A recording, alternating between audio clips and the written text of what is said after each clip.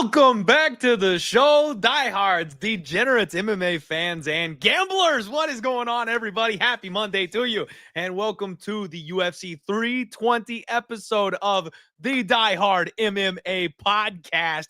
I could not be more excited, and I know I start, it's like a 40-60 split. I say I'm so excited. I could not be more excited. Your boy's wearing the baby blues. We're coming off a win at UFC Perth. Not only were the reads good last week, not only, for the first time in 2025, I actually kind of sprayed the board a little bit and we had positive results. I either have to lock it down and snipe a couple spots for me to have a win.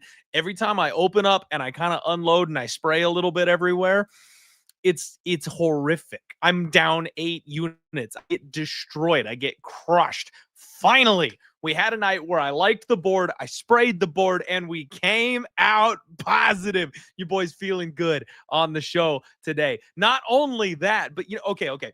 Real quick. I've got a guest lined up for you. Obviously, it's one of the best guests any podcaster has ever had in the history of MMA gambling podcasting. So we got to get through this quickly, but I do have to just say, I don't know what the deal is with my betting action, because there has never been an MMA controversy that I didn't have money on. Why is it that when the shit hits the fan and something random happens and something goes wrong and half of the world is infuriated by what we just saw on TV, whether it's for or against, 95% of the time it's against, I always have money on that fight. I am extremely happy and proud to say that I cashed a Neil Magny plus 250 ticket this past weekend.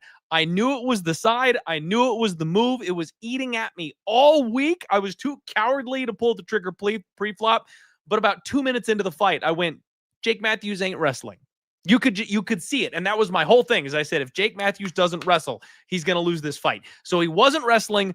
I pulled the trigger. And you guys, the people out there that say I'm cursed might actually be onto something, because no sooner did I click send, I lock my bet in. It takes me about 10 seconds to type up the live bet on Twitter to let everybody know what I'm doing.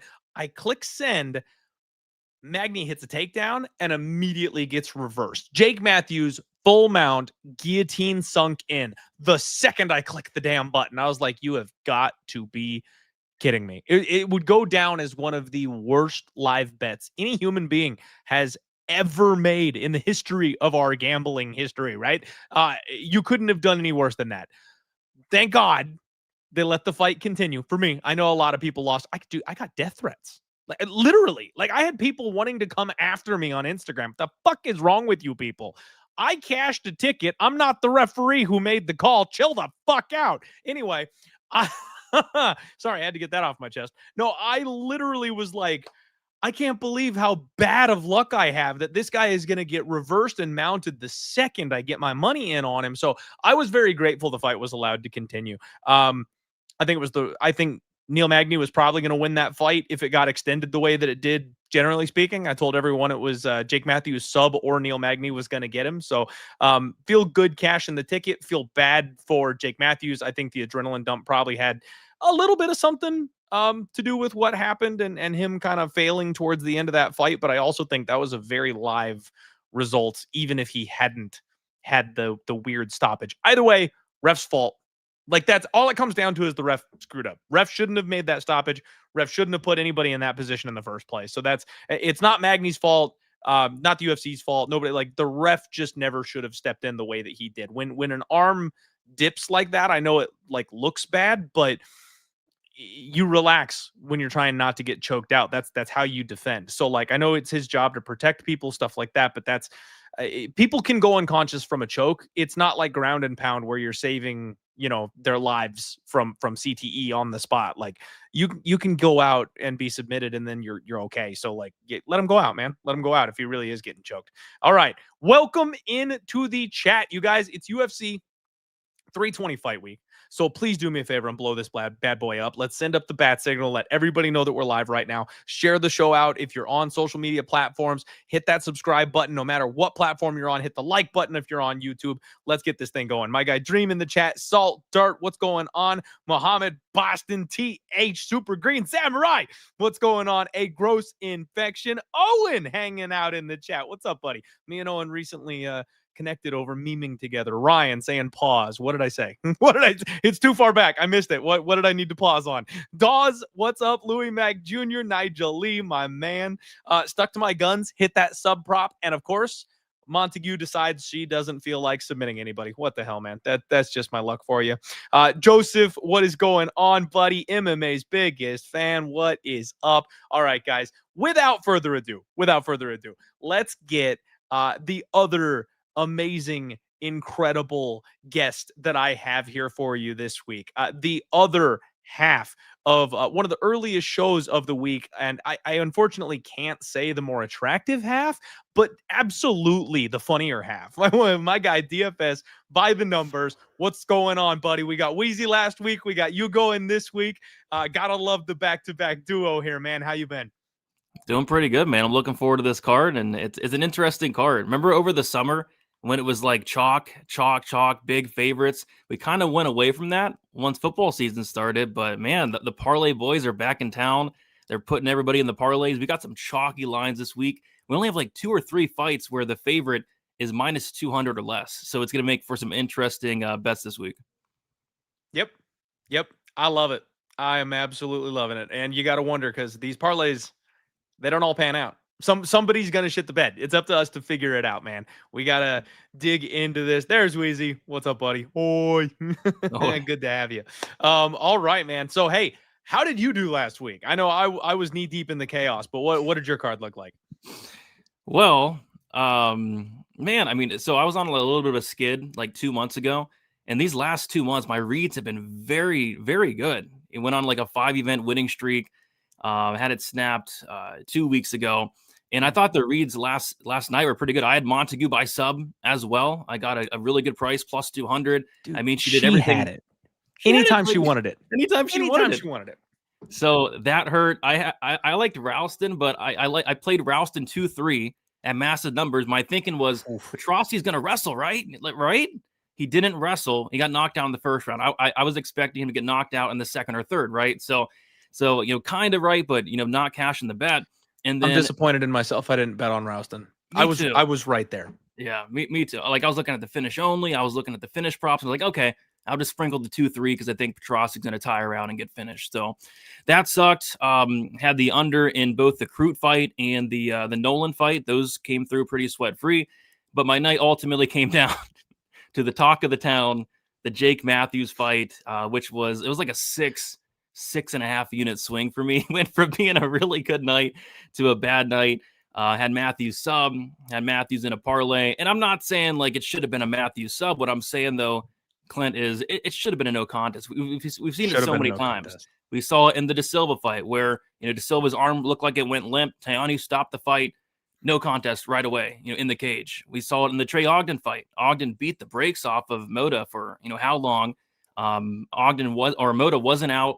And that fight turned into a no contest. We saw in the Ronnie Lawrence fight where Keith Peterson stopped the Lawrence or Argueta fight very early, turned into a no contest. And I went back and watched the fight, and it's like the ref touches both fighters at 2 seconds and says, he's out, and then touches him. Matthews lets go. Matthews starts celebrating.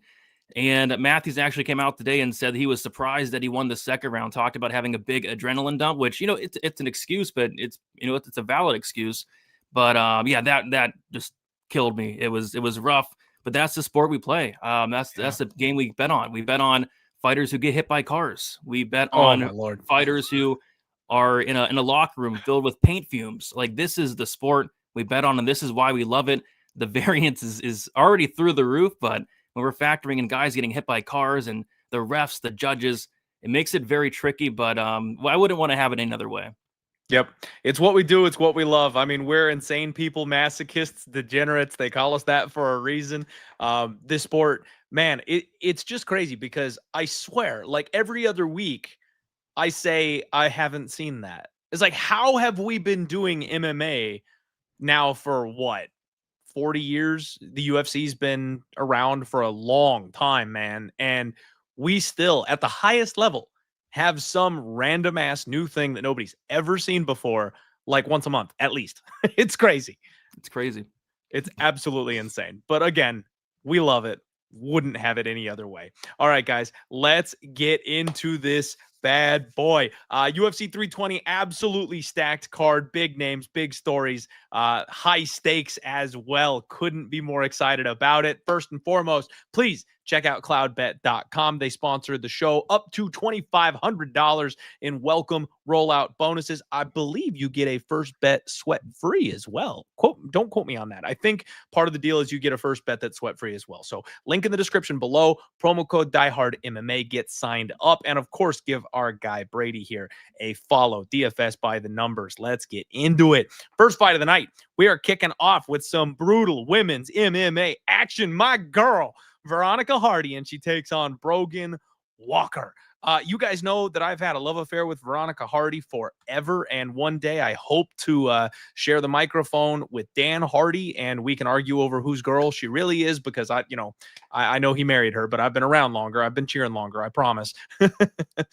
She's a little undersized. She's a little too small for this weight class, and that's because of health issues and things like that. But she has really dug deep and hit the weights and made up for it with strength and power and muscle, and that's been showing in a lot of her recent fights. 29 years old. She had a 3-fight win streak snapped by Eduardo Moura. And really, that's when the size kind of came to bear, Brady. She was too small. She was at a reach disadvantage. She got bullied when they both landed. You could tell the damage was far more significant on the Moura side. So even though it was a close competitive fight, it was like Loma Lookboonmee this past weekend. She finally ran into that wall, that invisible glass ceiling where you're just too small for this one. And that's going to happen sometimes. But she's very fast. She's very athletic. She's got tight hands. She's got stinging power, not really KO power, but you see girls do not like it when she tags them. They react when she hits. She keeps a good pace, really good BJJ, great scrambles, good finishing instincts. I love her ground game. It's clear the UFC tried to make her into a bit of a stepping stone, kind of like my other girl, Sam Hughes, and she just keeps beating these prospects, right? Like, she is a tough out for anybody. Now, Brogan Walker, 7-4, 36 years old, tough runner-up who went 0-2 to start her UFC career. 11% takedown defense rating, Brady. That's the big thing that jumps out here. Is she's a BJJ black belt, and she just loves going to the ground. So if you go in for a takedown, she is not going to offer any resistance whatsoever. She's happy to go on her back and play from down there. Both of her fights in the UFC, she has given up 4 takedowns to each opponent. So that's 2 separate fights, 8 total takedowns. And at 36 years old, why would we expect anything different from her? Why would we expect her to be suddenly improved? Why would we expect her to come out and be some kind of Muay Thai specialist and have, hips that she can stuff takedowns? And I'm not expecting any improvements from Brogan Walker whatsoever. In fact, I don't even know why she's got to fight in the UFC at this stage of her career. I'm not sure what this is for. I'm happy that Veronica Hardy got the opportunity to bounce back in a spot like this, because usually she's the one getting the short end of the matchmaking stick.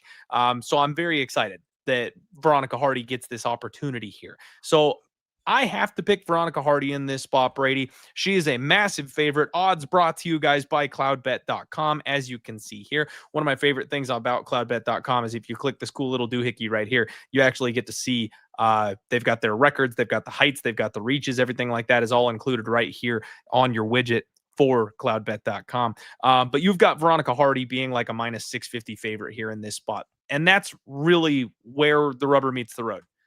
She should win this fight, Brady. She absolutely should. But the undersized woman in this weight class, split decisions, arm bars from guard, you can't lay minus 650 on this level of women's MMA fight. So it's Veronica Hardy for me. It's probably Veronica Hardy by decision. Brogan's tough. I don't think Veronica is going to submit her. She could, maybe, but I don't think it's going to happen. And then I don't think the TKO will happen, because Brogan will be able to defensively kind of stay in the fight, get her guard going, get her legs involved. Gonna be hard to actually crack hard enough to get the ref convinced to step in. So I think it's Veronica Hardy by decision. What do you make of this one, man? Do you have any thoughts on it? Am I missing something? What's going on? No, I think I'm missing something. Like, why is this fight even happening? Like, I thought Brogan Walker was like cut. Like, she hasn't fought in 2.5 years, and it's not the worst thing in the world if you're a young fighter and you take 2.5 years off, like Claudia Poyas did back in the day. Maybe improve. Train with some good guys. I mean, if you're 36 years old taking 2 years off, I mean, there's a serious problem. So I'm kind of wondering where Brogan Walker's at in her career. And then on top of that, like you said, 11% takedown defense. Her striking's not great. And quite frankly, I'm just not sure where she's good at. She has a BJJ black belt, but I kind of think Hardy's probably the better grappler. I think Hardy's the better wrestler. I think Hardy's by far the better striker. So, I mean, Hardy would have to, try really hard to F this one up. I mean, if Hardy loses this fight, something went seriously wrong. She got hit by a car maybe the day prior. Maybe there was paint fumes in the locker room. I mean, if Hardy loses this fight, I would be quite shocked. And that's why we're getting the minus 650 line here. So, yeah, I got to go Hardy, but, it could go wrong. I mean, it could be a split decision somehow, but Hardy just has her covered everywhere. And I'm just not sure why Walker's even showing up to this fight, quite frankly. Yeah, I'm with you, man. That one's easy peasy. We probably spent a little too time on it, but it's my girl, Veronica Hardy. You guys know I have to hype her up, as my guy Youssef saying, like Prime Anderson Silva. Hey, I stick by my fighters, man. I stick by my girls. All right, everybody. Next fight up, Ramiz Brahimaj takes on Austin Vanderford, Mr. Paige Van Zant. And I actually love this fight, Brady. So just classic me. The mangy undercard fights, those are the ones I always seem to find value in, right? When it's the main card, when it's the co-main event, when it's a big minus 350 favorite, and we all know that Ilia Topuria should win by knockout. Like, I don't get as invested as I do in these smaller fights where it's like, hey, like you can find an angle here. The line's too wide. There's a juicy prop. Like, these are the ones that really get me going here. And I actually really love this fight. So Ramiz Brahimaj is 32 years old. He's a big time finisher. I mean, really, we haven't seen him win UFC fights if he's not finishing. So it's kind of an all or nothing type of approach from him. Very strong grappler. That was his history before he transitioned over to MMA. And frankly, it's taken him a bit of time to transition to MMA. It's been a bit of a struggle for him to get to this point, but now he's training out with Bilal at Valley Flow Striking, which is really putting out some good results currently. And it seems like he's making some serious improvements in his striking. He's got God-given power. Mickey Gall just got flatlined by this guy with a hook in boxing range. Not something I expected to see from Ramiz, and against someone who, generally speaking, has been very tough and hard to put away. Ramiz does have one KO loss on his record, and that KO loss, we have to remind ourselves, was from his ear being destroyed. This guy is tough as nails. If he's losing a fight, it's a decision. He was beaten within an inch of his life and had his face rearranged and refused to stop and was never going down. So this is a guy that I think the toughness, the durability, like all of that is good. The grappling skill, that's good. The cardio seems to be the problem for him, and as long as that gets checked out, I think he'll be okay. And working with guys like Bilal at Valley Flow, a guy who's in his prime right now, I kind of think that's something we can expect to maybe get sorted out to some extent. Austin Vanderford is 35 years old, so he's going to be 3 years older. He's 1-0 so far in the UFC, coming off of PFL and Bellator. He transitioned over after that whole thing. I think he had an LFA fight mixed in there. Yeah, his fight right before his UFC debut was an LFA fight. He trains at ATT. So he's a mentally tough grinder, mostly wrestling heavy. He's very physical. He's very strong. He's got kind of a stiff stabbing jab that he likes to step in with. And he does have power in his hands. He does appear to hit pretty hard. He does know how to just embrace that grind and kind of make people miserable on the ground. But when he stepped up in competition in Bellator, he got smoked. So he got 2 round 1 losses by knockout to Aaron Jeffrey and Gegard Mousasi, the 2 times he's ever been finished, both in round 1, both by KO. And you look at the other people that he's been facing, and frankly, it's not a great run. Like, his best win is probably Fabian Edwards, which, granted, that one has aged pretty well, but he just kind of mauled Fabian Edwards for 15 straight minutes getting on top of him. He doesn't have really any other notable victories as far as I'm concerned.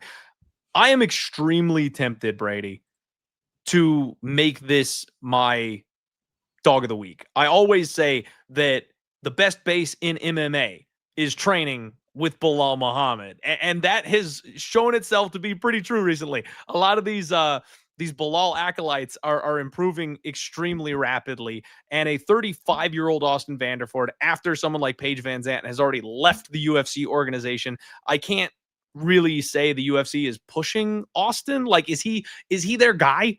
Is he the guy that's going to sell pay-per-views? Is he going to be his OnlyFans with Paige Van Zandt is doing so well that they need him to be on the main card of a pay-per-view? Like, I feel like there's still more upside here in Ramiz Brahimaj. Couple that with the fact that Austin Vanderford has been smoked early in 2 fights already. Different level of competition, obviously. But I feel like it's Ramiz by knockout or it's Austin Vanderford by decision. And at this number, I am extremely tempted to take a flyer here on the dog because you've got a plus. Let me see. Where'd that number go? What happened to it? They're moving everything around on me here. I apologize, guys. It's plus 232 on Ramiz Brahimaj. And I'm tempted, Brady. Am I insane? Like, what's the deal here, man? No, this fight's really fascinating to me because I was one of the guys that was kind of counting out Ramiz Brahimaj. So after the Michael Gilmore fight, which, Michael Gilmore, not great, but he subbed him, right? And then he had like a spine, like a very bad spine injury. And, we've seen guys with spine injuries and neck and back injuries, come back and not look so great, right? So he comes back against Themba Gorimbo 2 years later, and he looks awful against Themba. He looks completely washed. He looks completely done. And I'm like, that was awful. That was a horrible performance. He landed only 3 strikes, Ramiz, and over the course of 15 minutes. I was like, wow, that was bad.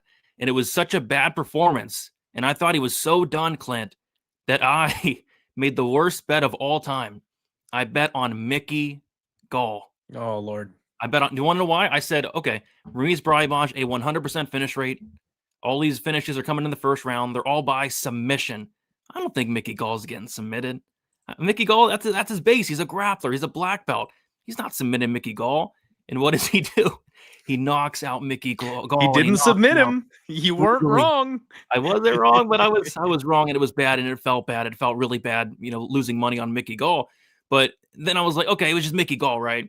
And then he comes back in his next fight as a big dog against Billy Ray Goff, who's a good fighter, a very good fighter. And he submits him in the very first round. Like, okay, he's not done. He's not washed. I thought he was. I was wrong. He's proved me wrong back-to-back times. And I'm looking at this line, and like I said, the Parlay Boys are back in town. I think people are making a big mistake and maybe overrating Vanderford after his last fight. Because we have to remember that Vanderford fight, it got put together, I think, on Fight Week. It got put together on very short notice. Extremely short notice. Very short notice. And Veretennikov, we'll talk about Veretennikov. He's not that great. He has no cardio. He has one of the worst ground games in the UFC. No ground game. And yeah, Vanderford took him down and he pounded him out. But that win doesn't really impress me. So yeah, Ramiz is interesting. He's kind of like the reverse Magny. He's not gonna finish you late like Magny. He's gonna finish you in the first round. So kind of like the reverse Magny. So he's gonna have some opportunities in those first 7.5 minutes when he's fresh. He's pretty good. He's pretty dangerous, good grappler, and he has power. And that striking looked better than ever in that Gall fight. So yeah, I think Ramiz is a pretty live dog, especially at this line, plus anywhere from plus 220 to plus 250 even. I just kind of think Vanderford's getting a little bit overrated because he looked incredible, but he looked incredible against Nikolay Veretennikov. So I'm kind of with you. I'm going to be looking at these Ramiz props. This guy, I think all of his wins come under 1.5 rounds. All of his wins come within the first 7.5 minutes. So Ramiz, you can't go wrong with Ramiz round 1, Ramiz round 2. Vanderford, like you mentioned, that's a good point. He's been finished a couple times, both in round 1. So I think there's some really interesting ways to play this. And I do lean the Ramiz side myself at this pretty big dog line. Okay. Well, I'm glad to hear that I'm not just certifiably insane. I know I have hot takes, and I know that sometimes I'm a little off from most other people's perceptions of how these fights will play out and should go. I'm happy to hear that you're backing me, at least initially, with some thought process here. That's good. Brady, I'm just going to do it, man. Everything seems to be kind of lining up well for my previews, my breakdowns. Even, the live bet on Magny gave me some confidence. Dog of the week. Ramiz Brahimaj, we are rocking with it. We're going to make him the Link Memorial Dog of the Week. I'm going to have to end up putting some money on him. I'm going to sit tight just a little bit, see where this line moves, see if I can get better than the plus 230, plus 235 that's currently available. See if we can get plus 250. And, because I do really think that Vanderford is going to get the majority of the action on this one. Probably lots of parlays, probably lots of people jumping on board, probably lots of people getting discounts on Paige Van Zant's spicy channel because they can try to cash their parlays with Austin here. I'm going to go ahead and fade all of that. And I'm just going to go with Ramiz, probably a small play, but at better than 2-1. I think he's got to be the side. Yeah, there's some really good ways to play this. Like Joseph in the chat saying the finish only on Ramiz is plus money right now. Like, so if he's not, if he wins this fight, he's probably finishing, right? If he loses it, like you said, it's probably by decision. So I like that finish only. I like the Ramiz early props. And if you like, I almost called him Van Zandt. if you like, that's okay. You can call him Van Zandt. All right. If you like Van Zandt, then maybe the decision prop, something like that, or maybe like a live bet, because Ramiz in round one he's a very good fighter in round one. It's just once the fight gets extended, that's when he kind of starts to, slow down and taper off a little bit. Yep.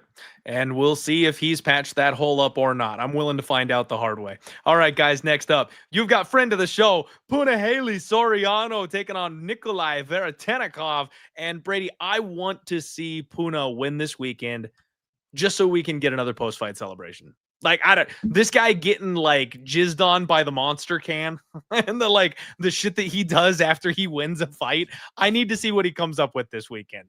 We were just talking about Nikolay Veretennikov, and here he is. So he is a 35-year-old, I'm not going to call him prospect, fighter. He's a 35-year-old fighter. He is 1-2 in the UFC, and his most recent win, you guys, comes by scraping by Francisco Prado, who turns out to be just a little bit undersized, who's having a rough run in the UFC, who is now 1-4 under the UFC banner. Like, that's a rough first win in the UFC, man. To grease by that kid and just barely get the nod. He loses to Danny Barlow.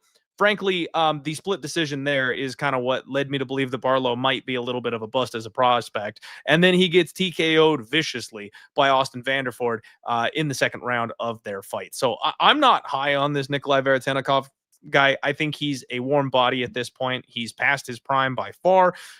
Looks like he's well-rounded. He's got power. I'll give him that. He keeps a pretty high guard. He likes to move around and feint a little, and he explodes into range. He's got this big right cross, but he also seems like he's a little low volume. He wants to set up that perfect shot. He wants to land the big one. You know what I mean? And that just kind of leads to him losing minutes. Puna, we're all very, very familiar with at this point. 32 years old. He's in his prime, and he's 2-0 so far since dropping down to 170 pounds. His whole thing when he burst onto the scene in the UFC was he's this brawling, physical marauder type guy, wants to get in the pocket, slug it out, and bang. And that's still what he does. He's never really changed from that, but he's so much more effective at 170 pounds. Back-to-back wins here as an underdog at 170. Now he finds himself as a favorite. I mean, he comes from a good gym at Extreme Couture. You're still expecting him to be keeping up, not necessarily making drastic improvements at this stage, but he's training at a good gym, good bodies. He beats people with toughness. And I know sometimes in MMA that can be an insult, but in this kind of fight, I think that's exactly what you need. Puna's probably going to have higher volume here, which is crazy. He's not usually the volume guy, but he'll probably do more than Nikolay. I think the power is comparable. Puna's younger. I got to lean with Puna here. Minus 250 on Punahele Soriano. It's a little bit crazy, but let's also not forget that the guy can wrestle. So if he wants to level change, if he wants to put that strength to work, if he wants to bully this guy, I think he can. So I think Puna at minus 250 is definitely the side. I know the parlay boys are back, so we don't want to parlay everything, right? I think Puna wins. I'm not sure I trust him in a parlay at minus 250, but I do think he is the side that gets his hand raised. Yeah, I was looking at this card a couple days ago, and this was kind of the one spot that stuck out the most. Puna at the time was like minus 215, though. So the parlay boys came in already. They did their job, and I wouldn't expect this line to probably get even wider. And yeah, I'm not high on Veretennikov at all. I bet on Veretennikov in his last fight, and that fight almost put me in the hospital. I literally almost had a stroke from betting on this guy. Like, this guy was completely death gassed in the second round, and he was doing spinning kicks when Prada was like a foot away from him. And each time he did that spinning tired kick, he would give up his back and give up position and end up on the ground. I'm not sure how he won that fight. Like, it was a close fight, it was a greasy fight, but he made so many mistakes. It's not like he made a mistake here and there. He made so many mistakes. He would jump guillotine, end up on bottom. He would throw those spinning tired kicks the entire, second and third round. I was shocked to cash that bet. And I'm not high on Veretenikov's ground game at all. I think he has one of the worst ground games in the UFC. When people take him down, like, that's either the round or that's the fight. And I do think he's a good striker, and I can envision a way Puna does lose this. And the way Puna would lose this is if Puna goes out there and just kickboxes with this guy for 15 minutes at range. Because if that's the case, it's probably going to be a very close fight. But if Puna wants to go out there and look like a minus 500 favorite or greater, he's gonna wrestle. And Puna has that wrestling in his back pocket. I believe he wrestled D2 in college, and he wrestled in the Baeza fight. And that was actually the first time we saw Puna down at welterweight. And since Puna has came down to welterweight a couple fights ago, he just looks different. Looks like a different mentality. Different. His body looks different. Looks in great shape. The cardio looked incredible in the Baeza fight. It's like all of a sudden this guy has like Fluffy Hernandez type cardio. I mean, Punahele Soriano landed 331 total strikes. That's crazy. In the Baeza fight. I mean, that was ridiculous. The fight probably should have been stopped at some point in that third round, but over 300 strikes landed, and it looked like he can go another 2 rounds after it. So I think the best thing that Punahele Soriano's ever done in his career is come back down to come back to welterweight. He knocked out Uros Medic in the first round in 30 seconds. And now I think he has a path to go out there, get this fight down to the ground. And it's not like, Baeza is a black belt. Baeza is a decent grappler. If he puts Veretennikov on his back, I think he's going to pound him out within the first 2 rounds. So I like Puna here. I'm probably going to be looking at the props. I can't envision again a way he F's this up with a bad game plan, but if he comes in there with the right game plan, not only does he win, not only does he pay off this price tag, but I think he's going to look like a massive favorite with the right game plan. He's training at Extreme Couture. Hopefully they come in here with that Miguel Baeza game plan, and if he does that, I think he wins with flying colors here. Yeah, Ryan beat me to it in the chat, man. Soriano takedown ladder, perhaps. That might be a real sneaky way to get in here on this fight, man, because I think the numbers probably will be okay for Puna takedowns. And yeah, I wouldn't hate the takedown ladder because he could come in here and just be a bully. And if you don't want to deal with the heat coming towards you with the hands, you absolutely just put somebody on their back when you've got an easy, clean advantage like that. I think that's a good way to do it. Funny story, Brady. Actually, I had a buddy that I was sitting with for the fights, and he was like, "What do I do for the Neil Magny fight?" And I was like, I kind of told him where I was at on the fight, and he's like, "No, I don't want to do any of that." He's like, "I kind of want like a big score," and I was like, takedown props? I was like, fuck it. What's the Magny takedown props? And did you guys know Neil Magny 2+ takedowns was plus 650? 3 takedowns was 11-1. Get this. So I tell him, I'm like, you want a dart throw, you want some like high upside, take a shot at the takedown props, just ladder it up. The idiot does a small bet for 1 takedown, a medium bet for 2 takedowns, and he puts the big bet on the 3 takedowns. He ended up buying my dinner because he scored insanely at 11-1 on 3 Magny takedowns because he did the ladder backwards. I was like, what are you doing? Obviously, I didn't put the bet in for him. So like I described what to do and he does it backwards. I'm like, congratulations. You owe me a steak. It turned out pretty well. So take a look at the ladder takedown props here this week for Puna. If the numbers are good, that might actually be a decent way to go. Yeah, if he wants takedowns, he's getting them easily. Yep. Agreed. It all comes down to the game plan, and that's the gamble right there, is whether or not he wrestles. We know at least it's not a Jake Matthews situation, right? He's capable of it, and he will do it. So you can trust that maybe there's a chance he'll cash that one here on this one. All right, guys. Next fight up. Gotta switch the hats, Brady. Hey.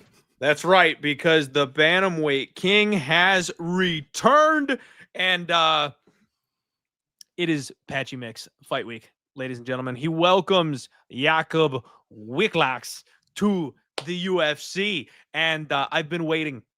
I've been waiting for this moment, Brady. I've been waiting for this moment because the UFC threw Patchy Mix on short notice to one of the toughest outs in the organization. They sent him in on extremely short notice against a man who is so well-rounded, who potentially is a title contender. Mario Bautista just is on an absolute tear right now, and that's how Patchy had to make his organizational debut. I got mocked. I got laughed at. Maybe I went a little too hard on the Patchy Mix love and adoration and calling him the next title contender. I may have gone a little too hard. Maybe I overestimated the guy. That might be true. But now everyone thinks he's ass, Brady. Now everyone thinks he's a bum. And I promise you, Patchy Mix is not a bum. He's also getting a man who is not a UFC mainstay, who is a UFC newcomer himself, who is untested at this level himself.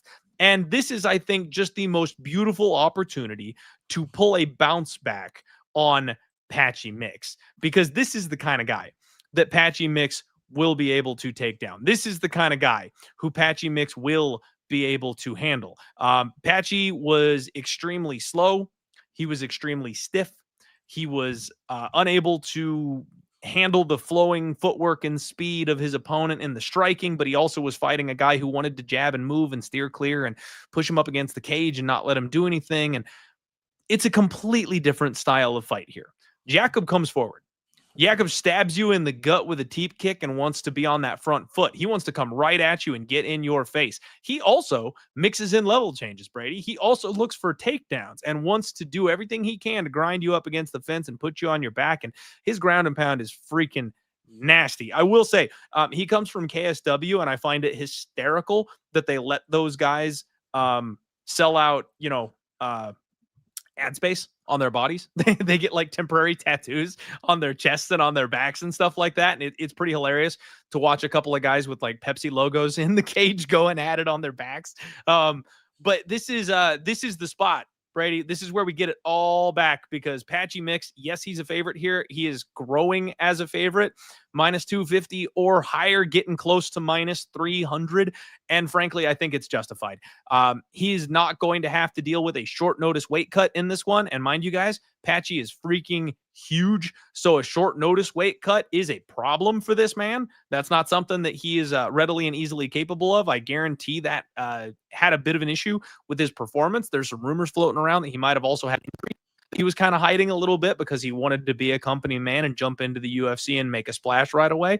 And the one thing you do not want to do with Patchy Mix, Brady, that's give him your neck. I cannot tell you how many fights I've watched with Jakub where he goes in for a takedown and he ends up being threatened with a guillotine. He toughs it out. These kickboxing KSW guys, they're not jiu-jitsu boys. They're not sinking in those chokes, but that neck is there for the taking. Patchy Mix by sub on Saturday. We reclaim the hype this week, people. Your bantamweight king has spoken. Brady, what do you like here, man? Yeah, so, Patchy Mix looked completely awful in his UFC debut against Mario Bautista. It was just a big letdown. Like, there was hype on Patchy Mix, and I was kind of with you, kind of wasn't. I wasn't going out there and saying, like, he's the next champion or anything, but I've always thought that Patchy Mix was a very, very high-level fighter, pretty good everywhere, but especially that very high-level grappling. And now he's getting a big step down against Wiklax here. And the thing with Wiklax is he's a decent fighter. He really is. He's a really good grappler. But the problem is for Wiklax is this is a massive step in competition. You look at Wiklax, this guy's fought the same guy 5 times. It's ridiculous. I was taping this guy and I'm watching. How crazy is that? 5 different fights of these two going after it, which is hilarious. But I just think it's an instance where Mix he's just better everywhere. I think Mix is the better striker. I think Mix is the better wrestler. I think Mix is the better grappler. I think Mix has fought the much better competition. And I find this interesting because if Mix went out there in his debut against Bautista, right, and say Mix did what some people were expecting, what I was expecting, which would be submitting Mario Bautista. If he did that, what would this line be? Because I can tell you right now, it wouldn't be anywhere near minus 250 for Patchy Mix. And quite frankly, if he went out there and submitted Mario Bautista, I mean, this fight wouldn't even be happening. So I think in a way, and I know it's crazy to say this because Mix is minus 250, but in a way, I think it's a buy low spot on Patchy Mix because he completely shit the bed in his debut. So I like Mix here as well. I think he's a solid parlay piece. Like if he loses to Yakov Vichlach, I mean, it's not going to be a good look. I mean, if he loses the slots, Brady, just take me out back. Put old Yeller me if Patchy Mix goes down in this fight. I mean, it would be a horrible look because I thought so highly on Patchy, and I'm hoping he bounces back here. I think the sub is super live as well because Vichlach, he's going to grapple, and what I notice is he gets very sloppy with his takedowns. He'll shoot from far out. He'll expose that neck, and if Patchy Mix gets your neck, he's snatching it up. So yeah, I bet the sub in the Batista fight. It was a horrible bet. He didn't even try to grapple, but I think he's going to grapple here because at the very least, Vichlach is going to force him to grapple. But I think there's going to be a lot of exchanges and a lot of opportunities for Mix to find that submission. So I'm with you. I think the submission is very live, and I think the submission is probably my favorite spot in this fight here, or even like an end submission because I think this is going to be a grappling fight. I agree with you. Hopefully we don't get another Michelle Montague situation on our hands. I don't think we will. I think Patchy's coming in with the wrath of God to win this fight. And his wife, Tatiana Suarez, same thing. She came in with a chip on her shoulder. Her last fight, it wasn't pretty, but she got the win. I think the Mix and Suarez couple go 2-0 in their next couple of fights here, man. Glad you agree with me. Shout out my guy, Miguel, in the chat saying, hey, how's this guy making picks when he's down over 100 units this year? Unreal. Had to come see for myself. And while you're starting the relationship out here, Miguel, on maybe the wrong foot a little bit here, being insulting like that, I do appreciate you actually tuning in for the thought process because a lot of people online, they judge the picks and the results and they don't get the full thought process. They don't get the breakdowns. This is a safe place. This is a fun place. This is a good place to be if you're an MMA fan. So I think we'll make a believer out of you and turn you around here in no time. So I hope you stick around and I hope you enjoy the show. Thank you very much for tuning in. Next fight, we've got Macy Chasson and she takes on Yana Santos. I got to tell you, Brady, Macy hurt me. Macy hurt me bad. I was so ready to finally buy in. I have bet Macy Chasson as a mangy underdog a couple of times, but I finally felt like, you know what? She hit her stride. I'm finally willing to lay chalk on her in her last fight against Ketlen Vieira, and she couldn't have looked worse. She couldn't have looked worse in that fight. She got her ass whooped, and she never looked like she was even close to being in it. She got out physicaled, which was kind of the one thing that I was like, man, I think Macy is going to come out here. She trains with my girl, Sam Hughes. She's serious about the strength and conditioning. I really thought that she was going to show some levels and show some strength and show some physicality and get the grappling. None of it was there. None of it was there. Absolutely none of it. She's a bit of a junkyard dog. She's very good at her wrestling. She's very good at her grappling. She can find the back really well. I cashed a ticket on her beating Norma Dumont back in the day. I was actually live there for that fight, which was an awesome experience for sure. And then I had a ticket on her with the Irene Aldana, the up kick from hell, right? The liver kick heard round the world that night that she collapsed and everybody thought that Vegas had made the call because the result in the wrong way. Turns out it was just one more of those freak accidents in MMA that we were talking about at the top of the show. It's tough. It's really tough to trust Macy at this point. She's taken on Yana Santos, 16-8-0, 35 years old. Somebody who, frankly, I'd kind of written off for dead, man. After her 3-fight losing skid, Aldana takes her out in round 1. Holly Holm destroys her physically, and then losing to Carol Hossa via a split decision, a close fight for sure. I was just kind of like, you know what? At this age, it's a wrap. She's done. She's old. She's rusty. She doesn't look good. But frankly, man, she's kind of turning into a Holly Holm herself because she is incredibly strong. Her and husband Tiago, they seem to be on the same cycle, if you know what I mean. Like, she is in shape, dude. She's got some serious muscles on her. She keeps a decent volume. She kind of controls the pace. And while she's not going to, wreck you, while she's not going to hurt you that bad, like, it does seem that people don't like getting punched in the face by her. She's pretty tough. She's got a little bit of pop on her punches, and she's strong enough to drag you down to the ground. Sometimes her fight IQ bothers me. She doesn't always make the right decision when I would have her grapple. Sometimes she chooses to strike in that moment instead, and that bothers me a little bit. But at the end of the day, if you can go physical for physical with a girl like Miesha Tate, I know Tate was in the wrong weight class. I know Tate's old at this point, but the one thing she's always had to her name is how strong she is. So Yana being able to pull the upset in that fight was impressive to me at this stage of her career. This is a really, really tough women's MMA fight in my estimation, you guys. I am tempted to go back to the well here with Macy Chiasson, but frankly, I just think there's better spots on the board, Brady. This one's going to be tough. It's going to be a couple of women who like to grapple. It's going to be a couple of women that tend to fight close, and I'm just really not feeling it. So I will pick Macy Chiasson to win this fight.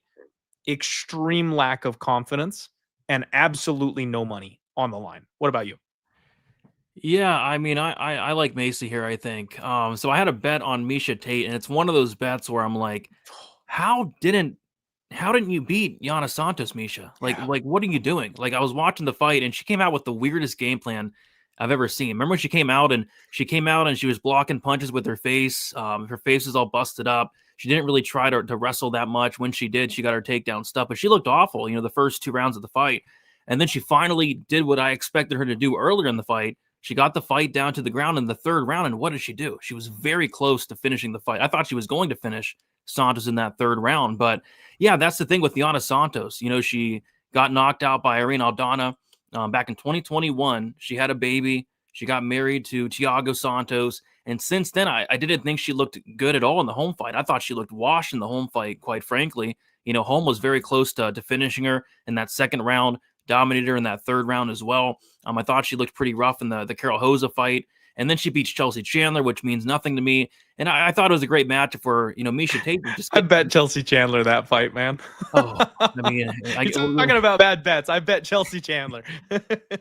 As long as you didn't bet Chelsea Chandler against Jocelyn Edwards, then that's good. Because she got sparked against Edwards there. So it wasn't as bad as a bet. I mean, Chandler. Yeah, it was rough. But yeah, I think, Miesha Tate, she should have won that fight. I'm still surprised she didn't win that fight. But I think Macy can kind of do what I expected Miesha to do. And, Macy's much bigger than Miesha Tate. I mean, Macy has to kill herself to make this weight class. Macy's like 5'11", massive reach. She's really strong, really good in the clinch. She's a much better striker than Miesha Tate. She's much younger than Miesha Tate. So I think Macy should get takedowns here. I mean, Yana Santos gets taken down by everybody. 53% takedown defense, which means she's getting taken down pretty much every other attempt. Fighters are getting on her there. And if Macy gets on top, like that's probably the round or maybe even the fight. So yeah, I like Macy here. I think it's a good buy low spot. She definitely screwed over a lot of people against Ketlin Vieira, but we got to remember Vieira has some of the most elite takedown defense in the UFC. Vieira's takedown defense is no joke. Vieira's takedown defense is sitting at 90%, whereas Santos, it's about 50%. So, yeah, I think Macy bounces back here. I think she looks good doing so, and I think she makes back the money that I lost on Miesha Tate. So, yeah, get those takedowns, and if she does, I think she has a big advantage on the mat, because anytime we've seen Santos on bottom, it's looked really bad. Looked really bad against Tate, looked really bad against Holly Holm, looked really bad against Aspen Ladd. If Chiasson could get on top, not only do I think she can win minutes, but I think she could potentially even finish the fight as well. Yeah, man. Okay. You're talking me into it a little bit. That's the side I lean to. I don't know. The best bets are always the toughest ones. They leave like a little gross tinge in your mouth when it's a good bet. And the cash just tastes so much sweeter to wash that bad feeling away. So I might have to end up joining you there on Macy Chiasson, because you're right. This is about as buy low as it gets. And it's a much better matchup than her last fight. So maybe I'll join you. Shout out Dixon Sider in the chat, says, has Jim Pardos, the referee from the Jake Matthews fight, been arrested? Unfortunately, Dixon, I believe he is still at large. So I can't confirm, but I think he's still at large. Yeah. Did you have something else you were going to add there, Brady? No, I'm sorry. I was just saying, I hope the line keeps coming in a little bit. Like, she is on I researched this fight a couple days ago. She's like minus 220. Now she's minus 180. So I'm hoping money keeps coming in on Santos. Would like to get Macy around that minus 150 range. Would be perfect, because that's what I bet Tate at, minus 150. I'd be very interested at minus 150. Around the 2-to-1 range is where it's a little icky. Yeah. If I can make a single bet on her, minus 160, minus 150, somewhere down in that ballpark, that's a whole lot more manageable for me than laying 2-to-1 on somebody in a fight like this. Yep.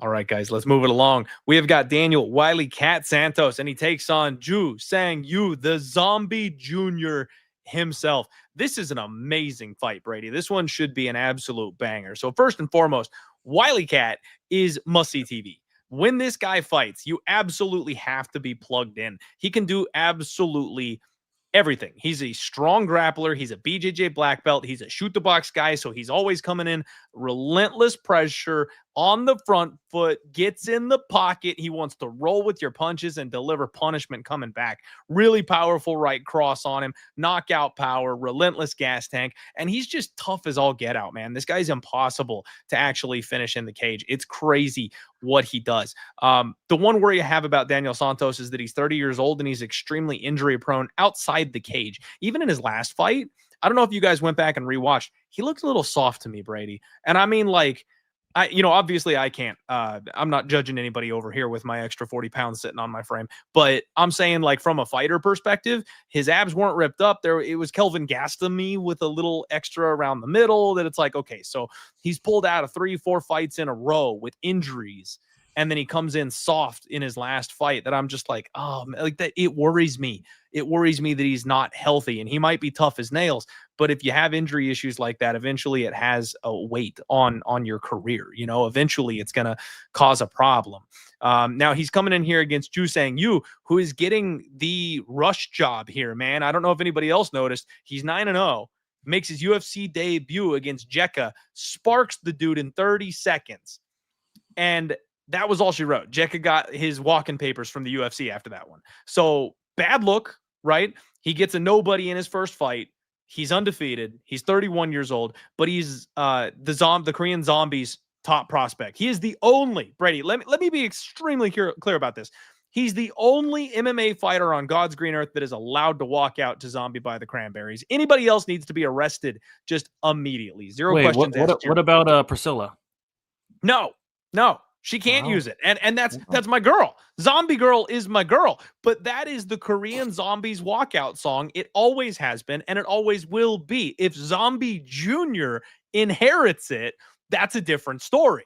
So nobody else gets, some bum in PFL tried to walk out to Zombie, and I was ready to throw my laptop across the room. So we ain't having it. Anyway, Ju Sang Yu looks very good. He stands very tall. He's very light on his feet. I was honestly really impressed with, like, his footwork, with his quickness. Like, he fights like a coiled snake. Like, this man absolutely has vicious, brutal power in his hands, and he does a real good job of walking people into those shots. He stands right in front of you like you're going to brawl, and then when you swing, he's not there anymore. So it gets people coming forward, and then he just unloads with these vicious counter shots when he finally decides to come forward. He's also mistimed those a couple times, and I've seen him get hit with some big shots, and he just keeps doing it. He knows he's going to find his timing and the range eventually, and his chin has checked out, which for me, that's kind of a big deal, man. When these guys don't ever get chin checked before they make it to the UFC, seeing them finally eat a shot that's respectable and then be able to keep coming, that makes a difference in my book. So I like Ju Sang Yu. The UFC putting the boot to the floor with this guy, taking him from a nobody that's getting cut to a guy who's from a well-known gym, who's got 4 UFC fights under his belt and has a name and some recognition. I mean, this to me is the UFC saying we're all in behind Ju Sang Yu. I do not believe this is an opportunity for Daniel Santos to get a big name on his record. This is an opportunity for Ju Sang Yu to break into the UFC and get some notoriety over a guy who's already established. So I'm extremely intrigued by this fight, and the number weirds me out a little bit because it's very close to pick 'em. You've got a slight favorite on Daniel Santos, and frankly, I think I might take the leap of faith here and trust that the UFC knows what they're doing and bet Zombie Jr., man, because if my estimation is correct, I don't think this guy's going to be plus money very much in his UFC run. I don't think we're going to get very many opportunities to bet this guy at a plus number. So at plus 120, I'm looking at Ju Sang Yu, and it's not like a dog or pass, like I'll just talk about it. This one's probably making the card. I'm going to see where this number goes. I'm not sure if it's trending up or down right now, but if I can get a better number, I'll wait. I'm probably going to have money on Ju Sang Yu by the time the fight rolls around. Yeah, I mean, I think this is probably my second favorite fight of the card, and it's on the prelims. Like, this fight's going to be phenomenal. I have a lot of high expectations for this fight. Like, I think it's going to be potential fight of the night here. So I'm looking forward to it. As a fan, as a betting perspective, I don't know. I mean, maybe it is dog or pass here because, there's a lot of question marks about Ju Sung Yu. He hasn't fought the best competition, haven't really seen his grappling tested, and he's coming off of a win against poor Jekka Sergey. And has Jekka woken up, by the way? It's been a couple months. Has he woken up? You doing all right? I don't know if he knows he's been cut yet. He got cut. Oh gosh, poor Jekka. Jeez. But yeah, I mean, he knocked out Jekka Sergey, which it's like, Jekka Sergey lost to Weston Wilson, so it's like that win doesn't mean nothing. But that was a great win. That was a brutal knockout. I thought we witnessed the first death in UFC history that night. So now he's taking a big step up against Daniel Santos, who I've never been the highest on Santos. I think he's a fun fighter, but he's very hittable.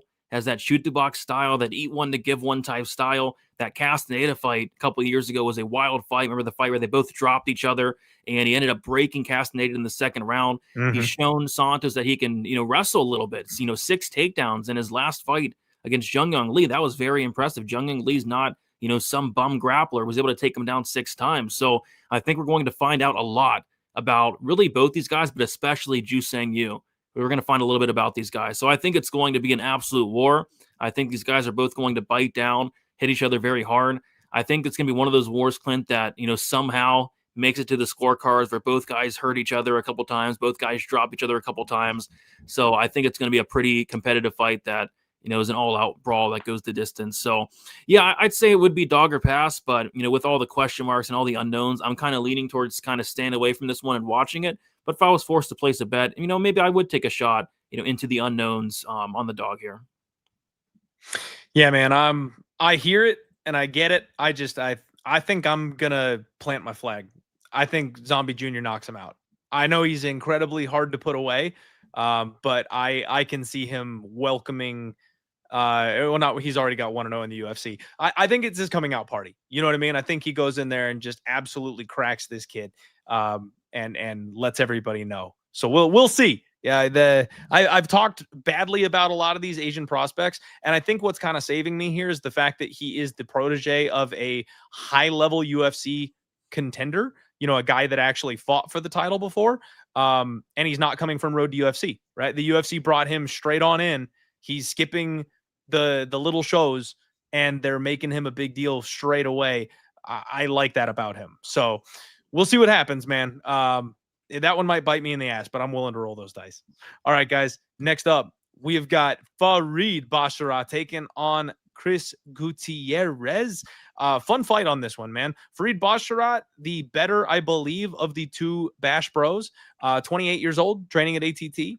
These guys know how to use their reach. They know how to use their footwork. Beautiful jab, nice timing, great level changes. He's got 15 minutes of cardio. He likes to work the body. I mean, very well-rounded. Just a good, solid, established fighter is Farid. He's a point fighter with finishing upside, right? Like he can win a 15-minute decision handily if that's what suits him. But if he gets an opportunity to put the nail in the coffin, he can and sometimes will. Chris Gutierrez, 34 years old, 22-5-2, very patient striker, the leg kick king himself.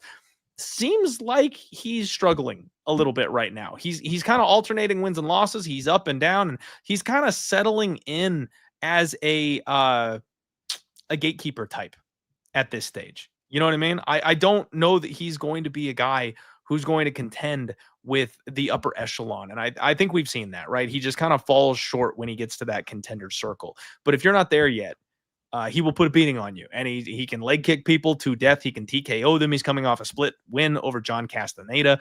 But those are the kinds of guys that he's going to war with and beating. He's losing to the Pedro Munoz and Song Yadongs of the world. He's greasing by split decisions. Lots of really close fights. Man, minus 450 Farid Basharat seems like a big number for two guys that like to go the full 15 minutes. But I think Farid Basharat by decision is probably safe this week. How do you feel about this fight? Yeah, I mean, for me, it's got to be Basharat. Like, Chris Gutierrez, this guy's, getting taken down and losing minutes against, guys you wouldn't really like. Quang Lee is taking down Gutierrez and winning a round off of him. Felipe Calorish, back in the day, took him down, won a round off of him. Same thing with, John Castaneda last fight, took him down, won a round off of him. if these guys are taking you down, like even Alatang Haley, Danat Bakari's taking, everybody's taking him down. Andre Yule took him down. If these guys are taking you down, Basharat is a much, much higher level wrestler, higher level grappler, than all these guys. Basharat as well has good striking too. It's just, I think in this fight, why strike with Gutierrez, who has those really good leg kicks? That's what Gutierrez does. He has those elite leg kicks. He has some of the best leg kicks in the UFC. Why mess around? Take this guy down, and I don't see why he can't. Basharat's proven that he can take guys down who are very good grappler, like Taylor Lapalus. I'm not sure if he got cut or not. I think, didn't he get cut and they brought him back, Lapalus? Yeah, that one was tough, and then he was so boring they cut him again. yeah. So it's not because he lost; it's because he was boring. Yeah, exactly. But Lapalus has a very good takedown defense, a very good get-up game, and Basharat was able to take him down a good amount of times, control him a good amount of times, took him down actually 5 times. And I really respect the takedown defense of Lapalus. He was able to out-grapple and take down a very, very high-level grappler, Damon Blackshear. Was able to take him down 3 times, was able to control Damon Blackshear for over 5 minutes of that fight. If he's taking down these guys, he can take down Gutierrez. I don't think Gutierrez has the best takedown defense. And once Gutierrez does get taken down, he doesn't really try to get back up. He'll kind of close his guard, and those will, that'll lose minutes and that'll lose, rounds. So I think Basharat has a clear path here with the wrestling. And I even think the striking could be competitive too, but it's like, why bother? Just take him down, win the fight, win it by decision. So I'm with you. It should be Basharat by decision. It's a wide line, but outside of a fight IQ error, he should win this fight. Yeah, I'm with you, man. And I think with the way these two guys fight, decision is probably the most likely outcome. I've got a hard time seeing either guy get a finish in this fight, so I'm with you there. Let's plan for that. All right, guys, real quick, shout out Cloud Bet. Thank you very much for sponsoring the Die Hard MMA podcast, this UFC 320 show. We've got Dana White's Contender Series lines up here. We've got PFL right around the corner. We've got UFC 320 props all over the board. If you guys need numbers, this is where you need to go. Get signed up using the link in the description below, using promo code DieHardMMA. There's a up to $2,500 welcome rollout for fans of the Die Hard MMA podcast, sitting right there ready and waiting for you. I believe your first bet is a free bet under this, and they also have what is known as the cash vault, that when you sign up at the end of that promo period, they have a cash vault that will unlock for you at the end of it. So even more action is available. We just gave away seats to PFL in Abu Dhabi as well for signing up and gambling using the site. Best thing you can do to support me and help me out, get signed up. Click the link in the description below. Use cloudbet.com for all your gambling degenerate purposes. Next up, Spectation Sports. As you guys know, MMA is still growing all the way around the world, and Spectation Sports is the best place to go for a lot of these regional shows. If you need more MMA action in your life, there are shows every single weekend, Thursdays, Fridays, Saturdays, double headers, triple headers. We had a triple header just last week. Or not last week, the week before last week. That's where you find this action. That's where you do your tape study for upcoming Dana White's Contender Series shows. That's where you get your itch scratched on weeks off from the UFC or nights where there's no PFL. Since we have no more Bellator, check out Spectation Sports. It will get you your fill. Use promo code DieHard when you sign up. You will get 20% off your subscription when you sign up using promo code DieHard. So be sure to click that link, check out Spectation Sports. And now, let's get back to the previews. It is UFC 320 fight night, everybody, and we are breaking down every single fight on this card. I am joined by DFS, by the numbers, and we are having ourselves a good time. Please do me a favor, hit that like button if you guys haven't already. Share the show, get subscribed. Make sure you're supporting our guy, Brady, and let's get into the rest of this card. Next up, Edmen Shahbazyan takes on Andre Muniz. This is such a crazy gas bag of a fight, Brady. It is gas bag versus gas bag, and I don't know what to do. Edmen Shahbazyan has never figured out his cardio. Edmen Shahbazyan has never figured out his grappling. He's been in the UFC forever, and I don't think I can call him a prospect anymore, because we know he's just not gonna cut it at this level unless he ices you early in a fight. I mean, I remember I used to pump up how hard he was working on his grappling to the point that he's like actually jumping guillotine in fights and stuff like that. He got so overconfident in his ability to grapple. He ends up putting himself on bottom, getting tired and getting finished every time he does that. But desperately, he will pull that move sometimes. Now, he is a hammer. He is the best hammer and worst nail I think I have ever seen. When this guy's on the feet, he destroys people. He's an absolute wrecking ball. Massive kicks, huge power, extremely explosive. And then he just falls off a cliff in the middle of round 2. Every fight without fail. He's gotten a couple of decisions recently where he's really minded the range and the pace and taken a lot off of his punches and frankly turned himself into a very boring fighter to go a full 15-minute fight against somebody who's harmless. That's what it takes. Andre Muniz is kind of the same thing, just with grappling. Like, this guy's a monster grappler. He's a takedown specialist. He gets in on you. He's got a huge back. He wants to scoop those legs, grind you to the mat, get your back, choke you out. He's got arm locks. He can transition from anywhere on your body to an attack. He's very, very dangerous grappling. But he also tends to gas out in his fights. And when he slows down, he gets finished in rounds 2 or 3 as well, because he just can't keep up that pace.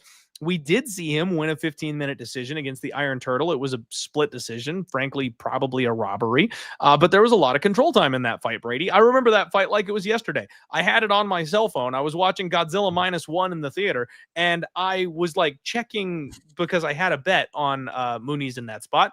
And I was just holding my breath because I was like, man, he's done nothing. It is damage versus control to the nth degree.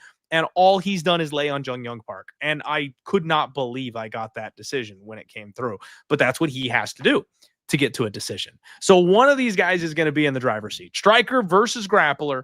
Pick your poison, but you can't even count on one of these guys to outgas the other one because neither of them has the gas tank. Frankly, man, if Edmen Shahbazyan gets taken down, I just think it's worlds difference on the mat. And Andre Muniz will be able to consolidate positions until such a time that Edmen slows down, gets tired, and calls it a wrap. So I have to rely on fading Edmen Shahbazyan here. I don't like it. I don't really want to bet it. I might not bet it, but I think Muniz is probably the betting side of this fight because Edmen's got to win this thing, and he's got to win it early in tremendous fashion. And covering this -300 price tag is not an easy thing to do when that's your style. Yeah, this fight's awesome. I mean, this fight's greasy. I mean, imagine putting any money on either one of these fighters. And we talk about, the parlay boys. It's a parlay week. I mean, if there's somebody that's going to crap the bed, I mean, it's Edmen Shahbazyan, right? But the thing with Muniz, I don't know. Since he first came into the UFC, I've been saying Muniz is chinny, dude. Muniz is chinny. I've said it every fight. Muniz is chinny, and it hasn't really, shown itself, up until recently. And now, at this moment, Muniz has now been knocked out 6 times in his career. 6 times is a ton. You know who else has been knocked out 6 times? Jamie Malarkey. Muniz has been finished in all 7 of his losses. I really worry about the durability. And so you do your post weigh-in show. I wonder if you noticed this. Like, Muniz looks different. Like, this guy used to be shredded, jacked on some of the best supplements you can get, and now he's showing up. He just looks off to me. He looks really off to me. Like, he's not seeing the same doctor no more. He's not, taking those same vitamins anymore. Like, he looks off. He looks he doesn't look the same to me. He is getting up there in age. He has taken a ton of damage. Again, been finished 7 times. So I'm kind of worried about my knees. I've always been worried about the cardio. And for me, it's like, I think Shahbazyan should win this fight. I think early on his takedown defense should be, good enough to keep the fight standing. He is an underrated grappler early on in the fight. And if fights were 7.5 minutes long, I mean, this guy Shahbazyan could be a top 5 guy because in the first 7.5 minutes, he's very good. He's a very good fighter. It's just once that 7.5 round mark hits, falls off a cliff. He has nothing left. He ends up on bottom and quits and gets finished. It's happened just so many times. And I can vision a scenario where, he ends up on bottom here. Muniz is on top in the second round, and that's probably the fight. So you can't lay -300 on Shahbazyan. If you're gonna play Shahbazyan, the way you play him is Shahbazyan, first round knockout, KO 1-2, Shahbazyan under 1.5. And I do like the under 1.5 as well, because especially instead of laying -300 on Shahbazyan, why not play the under at like minus 140. It covers Shahbazyan's win condition, in my opinion. And if Muniz does end up on top or end up in a grappling exchange, like Muniz can submit you. So I like violence here more than anything. I can't trust either one of these guys, but I think Muniz is kind of dust at this point. I think the chin's kind of dust. I did not like how he reacted to that punch against Ikram in his last fight. It looked like it barely landed, had that delayed reaction, the really weird reaction. I don't think this guy has a chin anymore, and I never thought he had a chin to begin with. So I think Edmen touches the chin, knocks him out in the first round, but this could go so many bad. This could get so bad so quickly. Like if you lay minus 300 on Edmen. Does this worry you at all, Brady?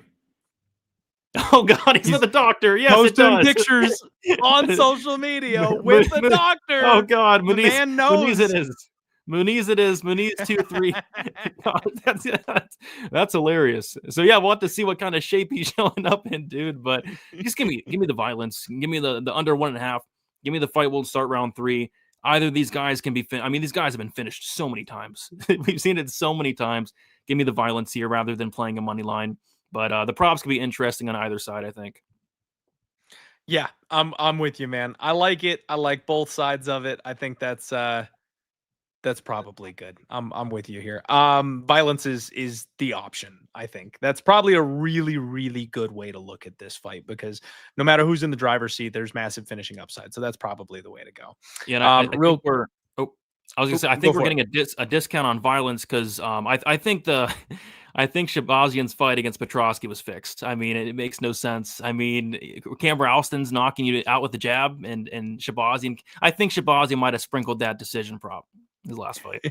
Maybe that's true. Maybe that's true. You're never gonna know what you should be getting from Prochazka. Like he goes from being the world's best grappler to having the world's worst durability to being able to be a 15-minute kickboxer to every single fight of his. It's a mixed bag. You never know what you're getting from that guy. Yeah.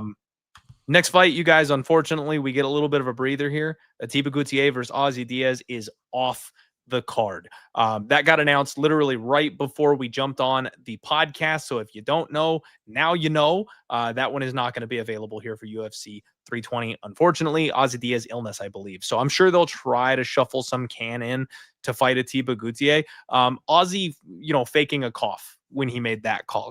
I'm sick, boss. No. Can I say something? Absolutely. I got to take responsibility for why the fight's off. It was my fault. Oh no! It was my fault. What did you do, Brady? So I flew out to Vegas earlier today with nothing but a clipboard and a pen. Went to the Apex. Went to the T-Mobile Arena. I was outside trying to get as many signatures as possible to get this fight off. When I tried to get anywhere from 500 to 750 signatures to get this fight off, I said this fight shouldn't be happening. Somebody's going to get killed. We might witness the first murder in UFC history. So I got a lot of signatures. And I think that's the reason this fight might be off. So it's my fault. I got this fight off. I basically wanted to save Osman Diaz's life. So you're welcome, Ozzy Diaz. I saved your life. You're welcome. Dude, Ozzy, that's a self-preservation move, you guys. I don't even fault Ozzy Diaz. Everyone knows what's happening here. And the UFC has a bad habit of giving you somebody even worse when you pull out of there's nobody worse. There's no way there's a worse fight that he gets next. So I understand. I don't fault you. I get it. Play sick. I'll send you a bag of cough drops. We're all good. Who's gonna what's it gonna take for someone to step up and take Atiba Gutierrez? Nobody's stepping in on. I'd be shocked if somebody steps in on short notice. We got to give them all the props in the world, bro. It's gonna be a regional guy who the UFC has had on their call list for 6 years. That it's never gonna happen.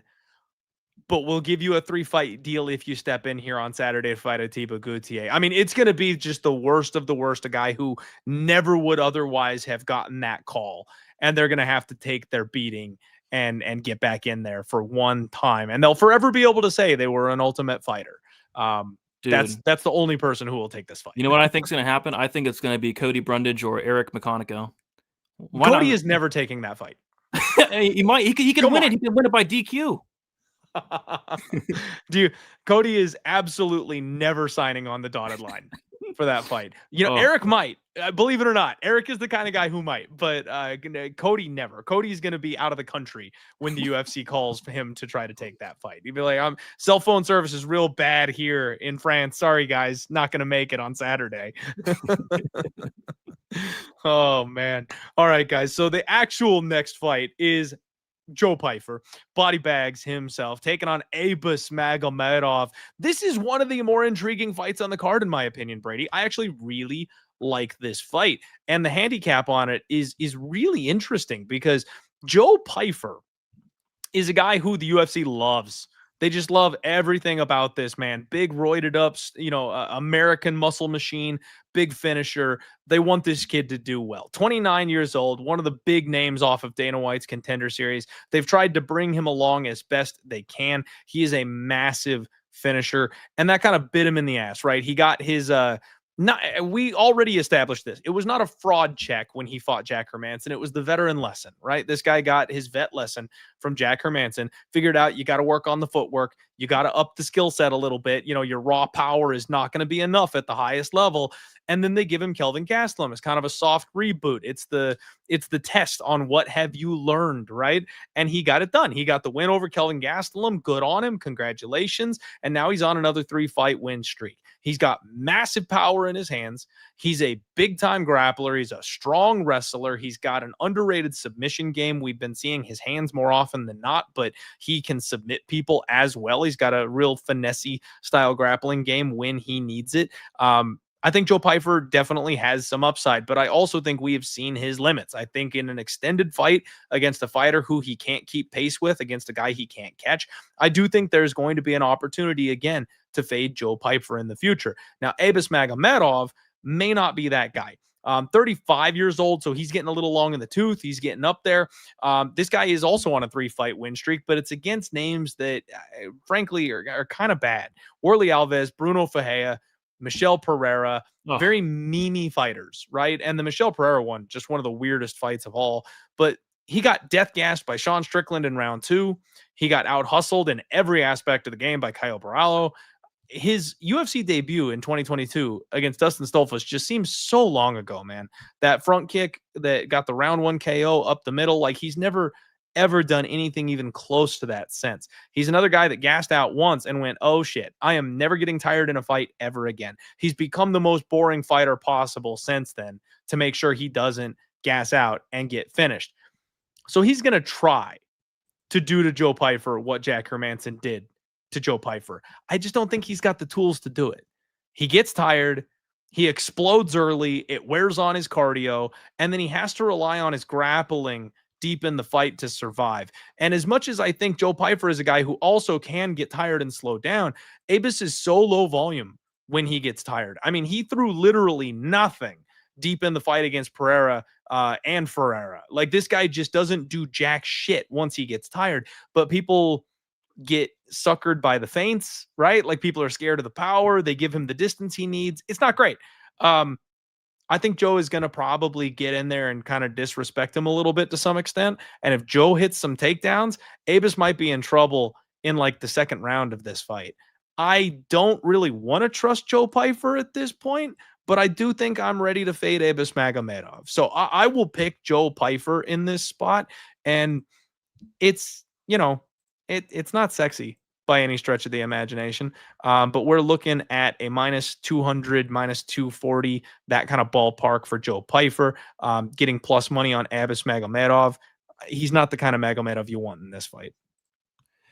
Yeah, I think that loss to Hermanson was actually good for Pyfer. Getting that vet medicine, going 25 minutes, right? Go back to the drum board and improve on some things and work on some things. And since that fight, knocked out Marc-Andre Barrio in a minute. Brutal knockout, by the way. I mean, this guy Pyfer hits so hard. I went back and watched the Kelvin Gastelum fight, and as we know, Kelvin Gastelum is probably one of the most durable fighters in UFC history.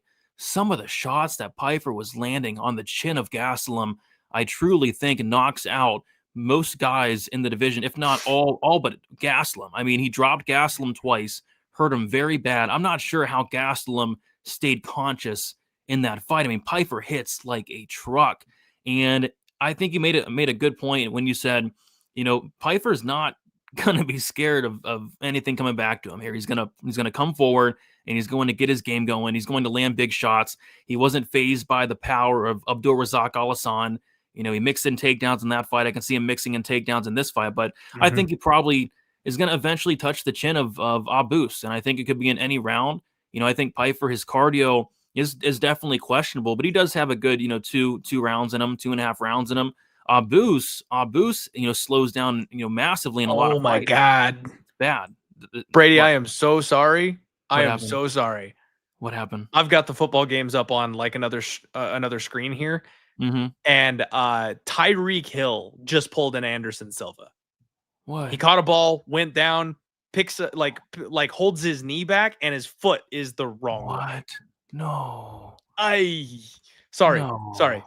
Apologies for the distraction. Go ahead. That sucks. That's horrible. I don't have him on fantasy or anything like that, but it's something you don't like to see, especially to a guy like Tyreek Hill, who, you know, is always staying out of trouble.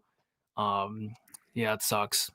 I know this is an MMA podcast, you guys, but we're fantasy football guys and we're gamblers and we're sports fans. So I have Malik Neighbors in like every one of my dynasty. I've got my dynasty league. I've got all my redraft leagues. I've got best ball. Like Malik Neighbors going down just ruined my season. Thank God I didn't have any of Tyreek Hill. But it just nasty injury. And I'm sorry. The reaction was genuine because it happened while I was listening to your breakdown. God, I can't imagine how bad that's going. I thought you were doing that reaction because of how bad Abus Magomedov has been looking in these later rounds. I mean, against and that's fair. I could have been because it is disgusting. Against Pereira, he looked awful, but luckily Pereira threw the fight and he didn't show up. Against Kyle, he looked really bad in the 3rd round. Strickland in the 2nd round looked awful. So yeah, I'm not to be honest, I'm not really worried about the cardio of Pyfer here. That's not a concern for me. I'm not worried about Abus out grappling Pyfer here. I guess the concern would be maybe a 15-minute fight that is somewhat competitive in the striking and maybe get like a split decision. But I mean, all the power is going to be coming from the Pyfer side. I mean, these guys are going to hit each other, right? The guy that's hitting much harder, it's going to be clear, and it's going to be Pyfer. And I think Pyfer's live to really win this fight by any method, but I think I lean the knockout. This guy just hits so hard. If he's landing some of these same shots that he landed on Gastelum, I think Abus is going unconscious very, very quickly here. So I like Abus. I like him inside, or I like not Abus. I like Pyfer. I like Pyfer inside the distance, and I like Pyfer probably by knockout. But I think the safer route is probably that ITD, just in case he does want to take him down and sub him. And like you always say, tired guys tap. So we could see him tap him out late. Love that you're quoting the tired people tap. That means it's true. It's so true. You know what, man? Keep it simple sometimes, right? Like it makes sense. I think you're right. And I think Joe Pyfer could go that route. He just strikes me as a guy who likes to work with his hands. You know what I mean? I think it's going to be a TKO, but I'm kind of with you. I think it's a round 2, round 3. I don't think it comes early. I do think he mixes in the grappling. This is probably a Joe Pyfer. He got the vet lesson, then he got the vet win. Now it's that, hey, I have leveled up. I am a contender. This is party time for Joe Pyfer. I think he gets a big finish on Saturday. Yep. I'm gonna throw in a party after I cash a Pyfer ITD. That's what's up. Is it now Red Pyfer night instead of Red Panty night? It might be. We'll see. Red Pyfer night. I like it. Sorry, pulling out the dad jokes. All right, guys. Next up, you've got Josh Emmett, and he takes on the Moroccan devil, Youssef Zalal. Now, on this podcast, Brady, on this show right here, we have been extremely plugged in on this Zalal 2.0 resurgence. It's been a thing that we have taken full advantage of. I love this kid. You know, he gets cut after one of the most brutal stints in the UFC ever.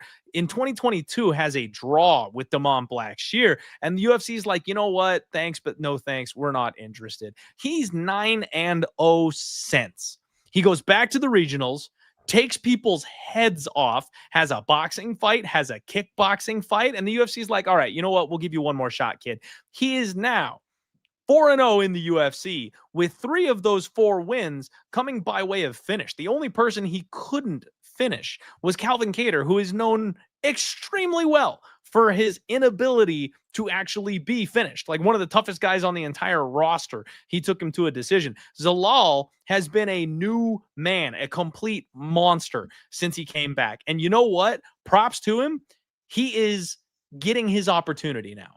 He is getting the opportunity to show everybody what he's capable of, what he's made of. This is contender circle level shit. Now, Josh Emmett is a mangy old dog. I mean, we talk about Neil Magny, but Josh Emmett is one of these guys. 19-5, 40 years old. I never want to put my money on a 40-year-old man in a fist fight, Brady. It just is. It's not a good move. It's not something you really want to make a habit of. But the fact of the matter is, this guy can put up 250 significant strikes in a fight still. This guy can wrestle his ass off. This guy can cut your consciousness so bad you switch weight classes. Like we saw what he did to Bryce Mitchell just one fight ago. Lerone Murphy, the dark horse of this weight class, is a guy who is running the division. Nobody can stop him right now. And he had to be extremely careful in his fight against Josh Emmett. He had to play the outside. He had to basically run for half the fight in that one because he didn't want to trade power for power. And even he couldn't put down the old dog in Josh Emmett. So this guy is only losing to the top tier competitors. Murphy, Topuria, Rodriguez, those are the guys who are actually defeating Josh Emmett. I like Youssef Zalal and I like him a lot, but I think he has to fight perfectly in this fight. And I will say in the Calvin Kattar fight, if you go back and you watch the end of that fight, he was struggling a little bit. He was having a bit of a tough time in the later rounds where he was kind of surviving in round 3 after winning rounds 1 and 2. I'm not sure how much takedown success he's going to have against Josh Emmett. So he's going to have to be on his bike for a full 15 minutes, and he's going to have to avoid the power of a guy like Josh Emmett coming at him. And I think that's a pretty tall order, man. If I'm being honest, I think that's a pretty tall order. So I am probably staying away from this fight. The prediction, Youssef Zalal by decision. I do not believe he is finishing a guy the caliber of Josh Emmett. I just don't. I know he's wicked dangerous with that sub game, and I know Josh Emmett has been submitted, so it's theoretically it is possible. I don't see it happening. I think we're getting a 15-minute fight where Zalal has to win 2 of those rounds, and frankly, it's probably going to look a whole lot closer than it should. I think Josh Emmett's going to be pissed. You know what I mean? It's one of those ones where Emmett raises his hands because he thinks he got it at the end of the fight. I will be looking at maybe books that offer spread bets, because I can see I have a hard time envisioning Zalal finishing or winning 30-27. I think it'll be a close competitive fight. So betting line, dog or pass, prediction, Zalal by decision. What do you make of this one, Brady? Yeah, I'm the same way. Like, I don't think this is going to be the most exciting fight, in my opinion. I think Zalal's kind of use that speed, that movement, that footwork, and like you said, I think it's going to be very frustrating for Josh Emmett. And it's kind of crazy how Josh Emmett's still not only fighting, but fighting at this level. I mean, this guy's 40 and a half years old, and it's not too often we see 40-year-olds, at these lower weight classes, let alone fighting, some of the top guys in the division. But, Emmett's still, doing that, and he's still, being somewhat competitive with some of these guys. I know Topuria, kind of went right through him, but the Kattar fight was very close a couple of years ago. And yeah, I think Zalal's getting Emmett at the absolute right time. The absolute right time. I think Zalal's coming into his own. I think Zalal's, finally reaching that prime. Because it wasn't too long ago where I lost a bet on Zalal. I bet him against Sean Woodson. He lost to Sean Woodson. Believe it or not, I also had a bet on him against Sung-Woo Choi. He lost to Sung-Woo Choi. Like, if he runs that back, right now, I mean, he runs through Sung-Woo Choi. So, I mean, Zalal's made a ton of improvements. He's looking very good. He has that really good grappling. The wrestling's looking better than ever. And what Zalal's finally doing is he's finally fighting with a little bit of urgency in there, outside of the Kattar fight. But, he's fighting with some urgency. He's getting finishes. The finishing instincts are translating to the UFC level. But I think it's going to be pretty tough to finish somebody like, Emmett, who, although is 40, extremely durable. And it's not like he's some bum grappler. He's been sub before, but it's not like he's some white belt on the mat. So I like Zalal by decision, but he's minus 455. It's like, no, thank you. Then you got to look at his decision prop, and it's anywhere from minus 190 to minus 260. And it's like, no, thank you.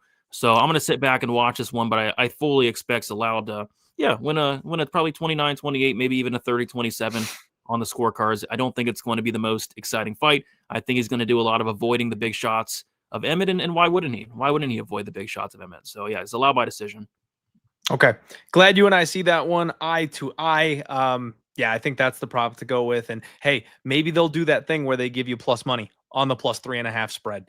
I like it when you can get the underdog to win just one round and you get a plus money number on it. You don't have to lay like -155 or something like that on it. Fingers crossed. That's the way that one goes. We'll see what happens. All right, guys. Next up, you got Jiri Prochazka and Khalil Rountree. Now starts the pain of the night for your boy here, because I've been extremely public and vocal about how much money I have lost betting against Alex Pereira. And the culprit of most of that has been my boy here, Jiri Prochazka.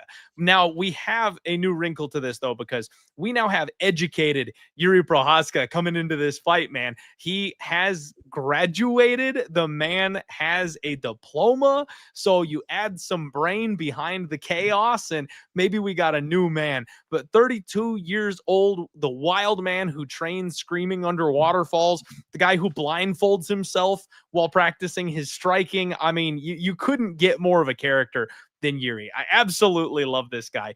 And his creativity in the cage really has been the key to all of his success. He's so unorthodox, people don't know where to find him, right? You've got to have that fight-ending, soul-crushing power of a guy like Alex Pereira to be able to get Jiri out of there. He looked phenomenal in his last fight against Jamahal Hill. He absolutely handled Rakic. Like, if you are not the champion, this guy is going to ice you.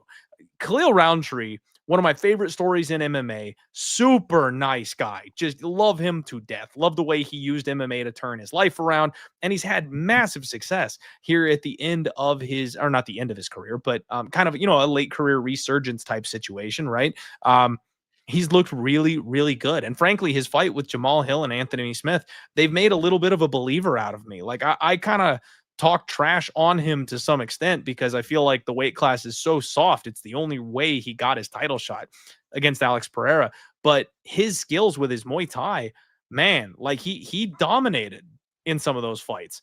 He really goes out there and hurts people. Like the Muay Thai is so clean and it's so crisp. The punches are so straight, the accuracy. He's a little low volume. He looks for that one hitter quitter home run shot more often than not. And lately he's been getting it, man. I'll be real with you. But he's 35 years old. So he is getting a little bit up there. I do think we are eventually going to see him kind of, settle back down to earth, because Jamahal Hill, not the same guy that he was, right? Like the Jamahal Hill that I was so high on, the guy that I was screaming would beat Alex Pereira, since the knee injury, that guy ain't around anymore, unfortunately. And that's just the reality of the situation. So I have to kind of realize and confess and come to grips with the fact that that's the case. I don't give him as much credit for the Jamahal Hill win as maybe other people do, because I think I recognize the drop in skill from Jamahal Hill. And then before that, it was Chris Daukaus, Anthony Smith, Dustin Jacoby. I still think that, and I mean this in the most respectful way possible, as a title contender, Khalil Rountree is a fraud. Like, he's got incredible skills. He's very tough. He's very durable. He's very likable. But if the UFC 205 division wasn't so soft, he would not be sniffing title shots. So I think this is a Jiri smash kind of spot. The problem is I like plus money on my Jiri Prochazka bets. I like plus money on my Jiri gamblings here, right? And he's sitting about -180 or so at this point. I absolutely think that Jiri is the side, but you have to respect the power that comes on the side of Khalil Rountree. The guy has nuclear level finishing ability. And that is the fear here, is that at any point, if Jiri gets a little too wild, Khalil can find that button and turn him off. We've seen it before. So I don't like laying chalk fading Khalil Rountree, right? I want a reasonable number. -180 isn't so bad. Jiri should win this fight. And that price might look cheap in hindsight, but I'll be honest with you, Brady, I am a little too scared to click at this point. We'll see if I can find my balls by Saturday. But I like Jiri Prochazka. Not sure if I'm going to put my money on it. Yeah, I mean, this is my main event. This is the fight I'm looking forward to the most. Even though we have two title fights, how crazy is that? But how can you not look forward to a Jiri Prochazka fight? This guy has had what, 7 fights in the UFC.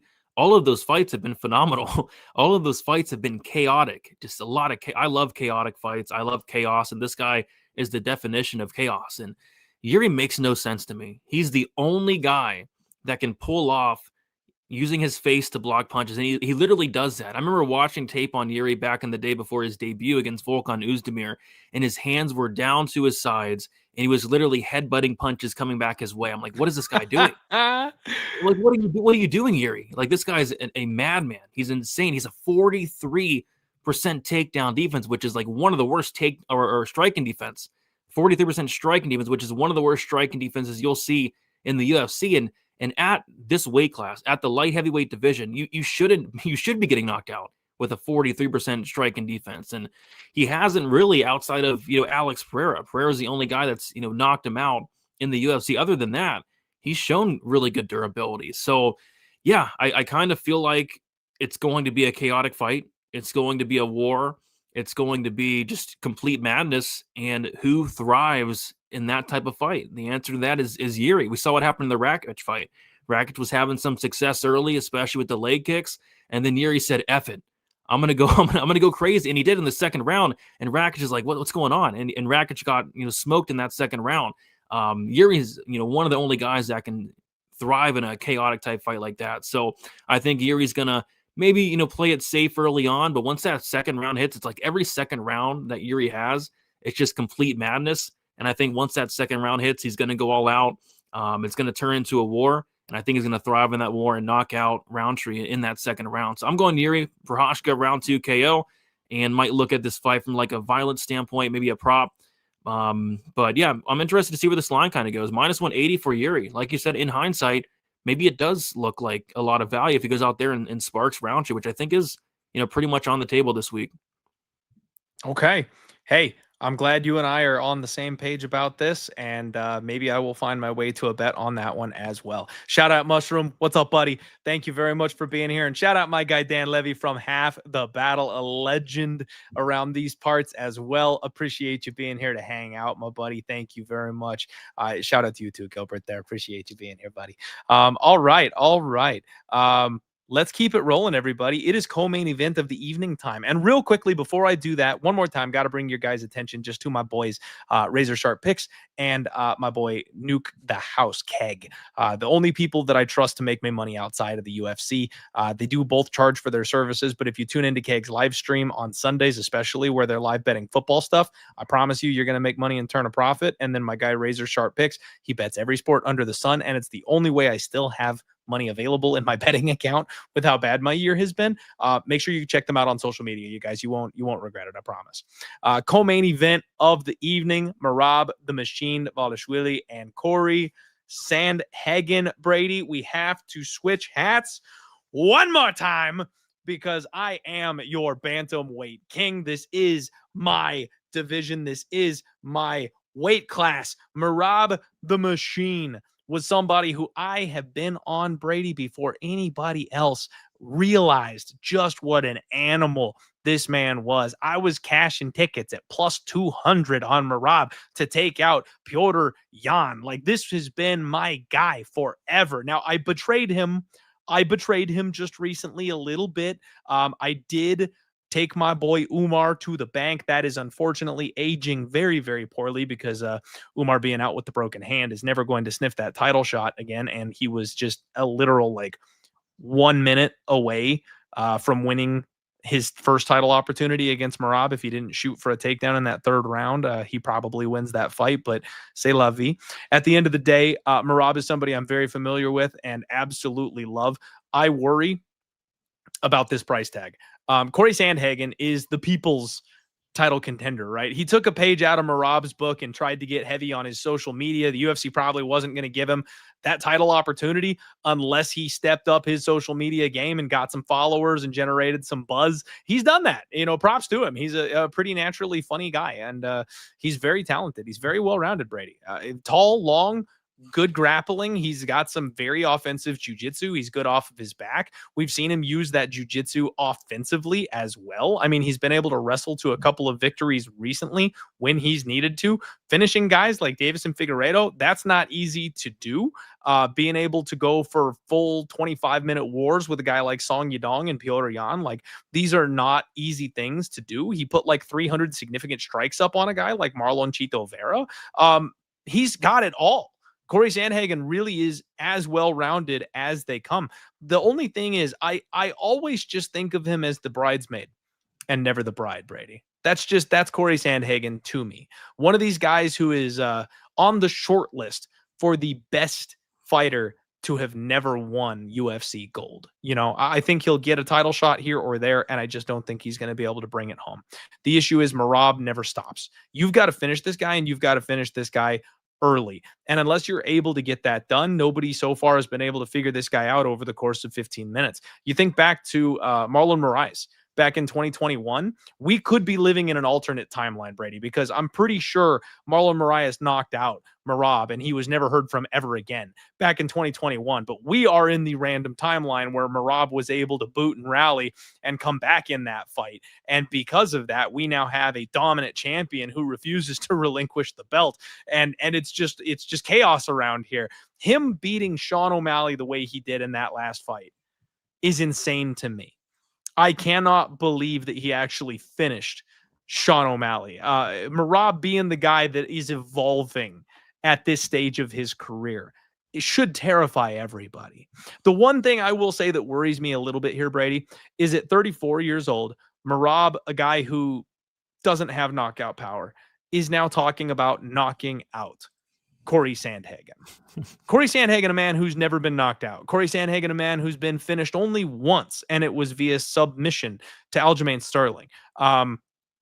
It worries me just a little bit because Merab is the kind of guy who is so insane. When he says something like that, you have to believe him. He means it. This guy dives face first into frozen lakes and gets his head split open by, trees that are growing just underneath the ice, and he pays it no mind. Like, he's an absolute insane person, and you can't second guess a thing he says even for a second. So if he goes out there trying to knock out Cory Sandhagen, you are your most vulnerable when you're trying to finish somebody. I think he could unnecessarily expose himself to danger by trying to go out there and get a finish. So I am a little afraid if Merab comes in here too high on his own supply and tries to show out in a way that he's not capable of, because we have seen him hurt in many, many fights. Sean O'Malley hurt him to the body. Umar Nurmagomedov hurt him to the body. Petr Yan hurt him to the head. Henry Cejudo hurt him to the head. Jose Aldo rocked him. Marlon Moraes rocked him. Like, he gets hurt in every single fight. Eventually that bill is going to come due. Now, do I think it's this weekend? No, I don't. I do think that Merab probably gets clipped once and then changes gears and gets back to what got him to the dance and probably wins another 25-minute decision. I will say Merab Dvalishvili and it's done by decision over the course of a very grueling, long fight. Your bantamweight king has spoken. What do you make of this one, Brady? Yeah, I think that's probably what happens, right? Merab by decision, but I mean, Cory's like plus 300 here. And I kind of think this fight's going to be, more competitive than this line does indicate. Like, Sandhagen does a lot of things very well. He's much bigger than Merab, much longer than Merab. Sandhagen has elite volume, and Sandhagen has, cardio that can actually match the cardio of Merab. Like, we don't see that too often. Like, there's not many guys, really nobody can match the cardio of Merab, but with Sandhagen, this guy can go, 25 minutes at an extremely high pace, no problem. Sandhagen's cardio's, elite, just like Merab's is. Mm-hmm. Sandhagen has a very sneaky submission game. He's training with Ryan Hall on the daily. He's like, the better version of Ryan Hall. He's a good fighter. He's really well-rounded. So I feel like Sandhagen's getting a little bit disrespected with this line, but at the end of the day, it's like, how can you, pick against Merab Dvalishvili? He really hasn't shown you much reason to, pick against him, but I don't love the line. I feel like, especially, and I don't believe Merab. I don't really believe him. Like, he said he's going to strike with Sandhagen for 90% of the fight. I don't know if I believe that. I don't think it'd be wise to do that. But if he does, if he's telling the truth, I mean, there absolutely is value on Cory Sandhagen. And even if he does, wrestle and grapple, It's not like Sandhagen can't, grapple as well. And Sandhagen's takedown defense isn't awful. So I just think this fight's going to be a lot more competitive than the line does indicate. I think Sandhagen probably loses, but I think he probably is a value loser this week. I think maybe the plus 5.5 on Sandhagen makes some sense here. Can win a couple rounds here or there. But I think it's probably like a Merab Dvalishvili 48-47 type win. I think Sandhagen's going to probably gain a lot of respect here in a loss. I think he's probably going to lose this fight, but show that he belongs. But I it's hard to pick against Merab. So give me Merab by decision. But I think it's gonna be a little bit closer than the minus like 350 to minus 400 indicates.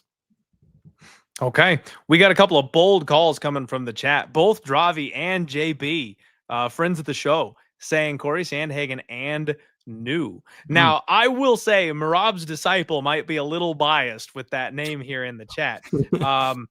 But I do tend to kind of agree with his thought process here, is that you simply do not bet against the best fighter on the planet, right? I've been guilty of that. I've had multiple bets against Khabib. I've lost more money against Alex Pereira than I care to admit to you guys. And that is a lesson I've learned through sheer pain, right? And I bet against Merab. I bet a bad number on my boy Umar out of pure spite and belief, because I know Umar is the future king of this division. I couldn't wait to start feeding my family off of the victory that, the win from that. I'm done. I am done betting against the best fighters in the world, unless you're getting a good number in the right situation. And that's where, if you have an angle, this might be the right situation, and it's a very good number. So good luck to you guys betting Cory. What I will tell you this time is I'm not parlaying Merab. I am not anchoring Merab. I'm saying that I think he wins. I am not going to be going to war in this spot with Merab. That's all I got for you. So good luck on your Cory Sandhagen bets. This is one that I'm going to be watching very closely and staying away, because at 34 years old, eventually the sun run will end for Merab. You hate to say it, but eventually it will happen. We'll see if it's this weekend or not. I'm not so convinced that it is, but I respect the cojones it takes to get involved against this kind of a caliber fighter.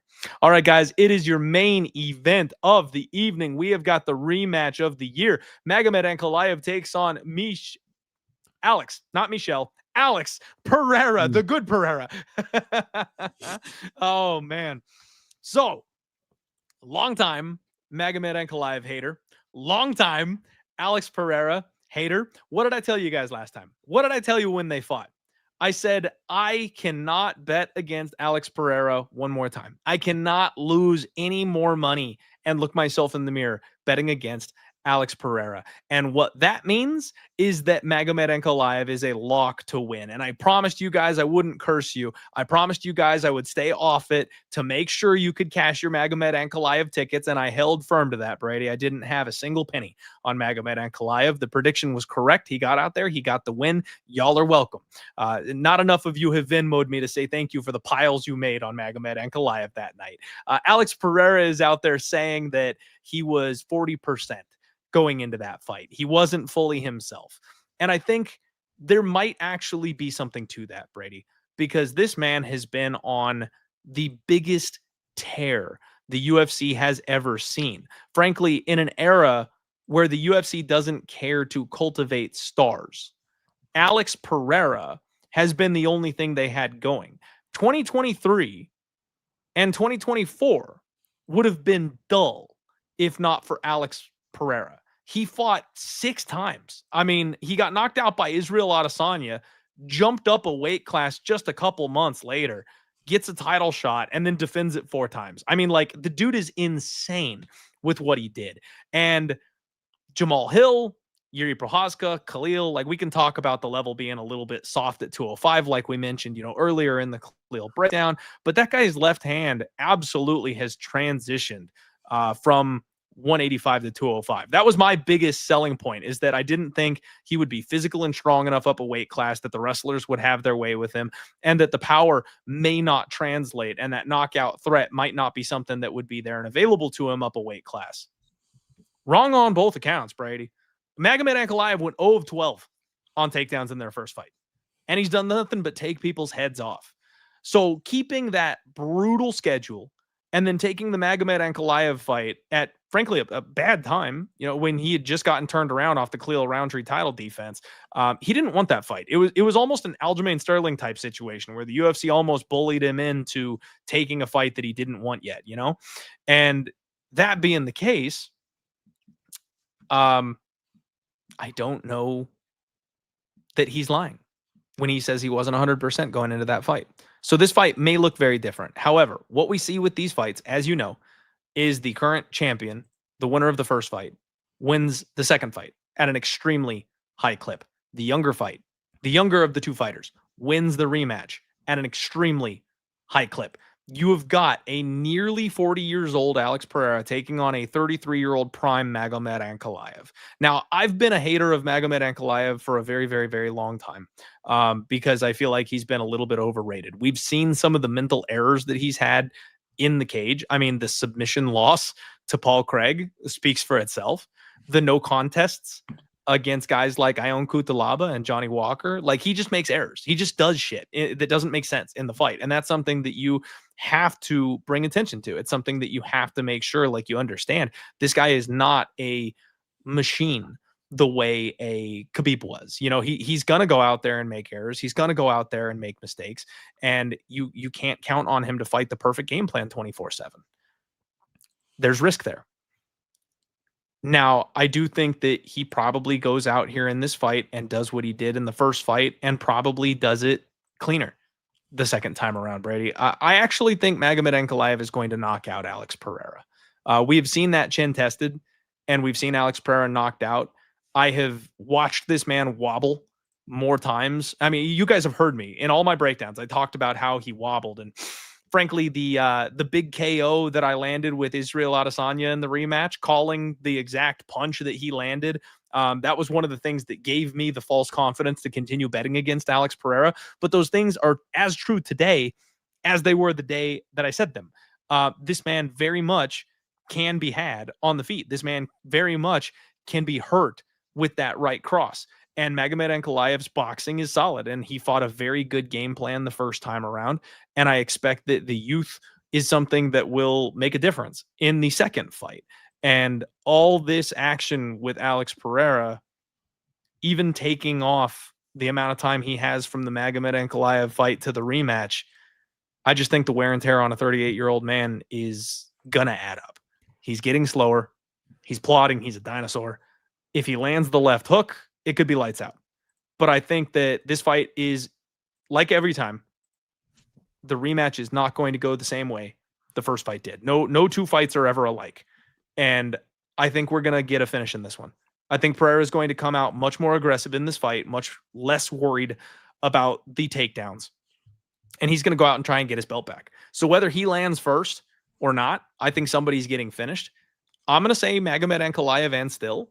I'm going to say Magomed Ankalaev by knockout, which is juicy, by the way, my friend. And then I'm actually going to look at the under on this fight. They've got a pick 'em line for the 4.5 total. And I think the under is a really fun way to look at this one.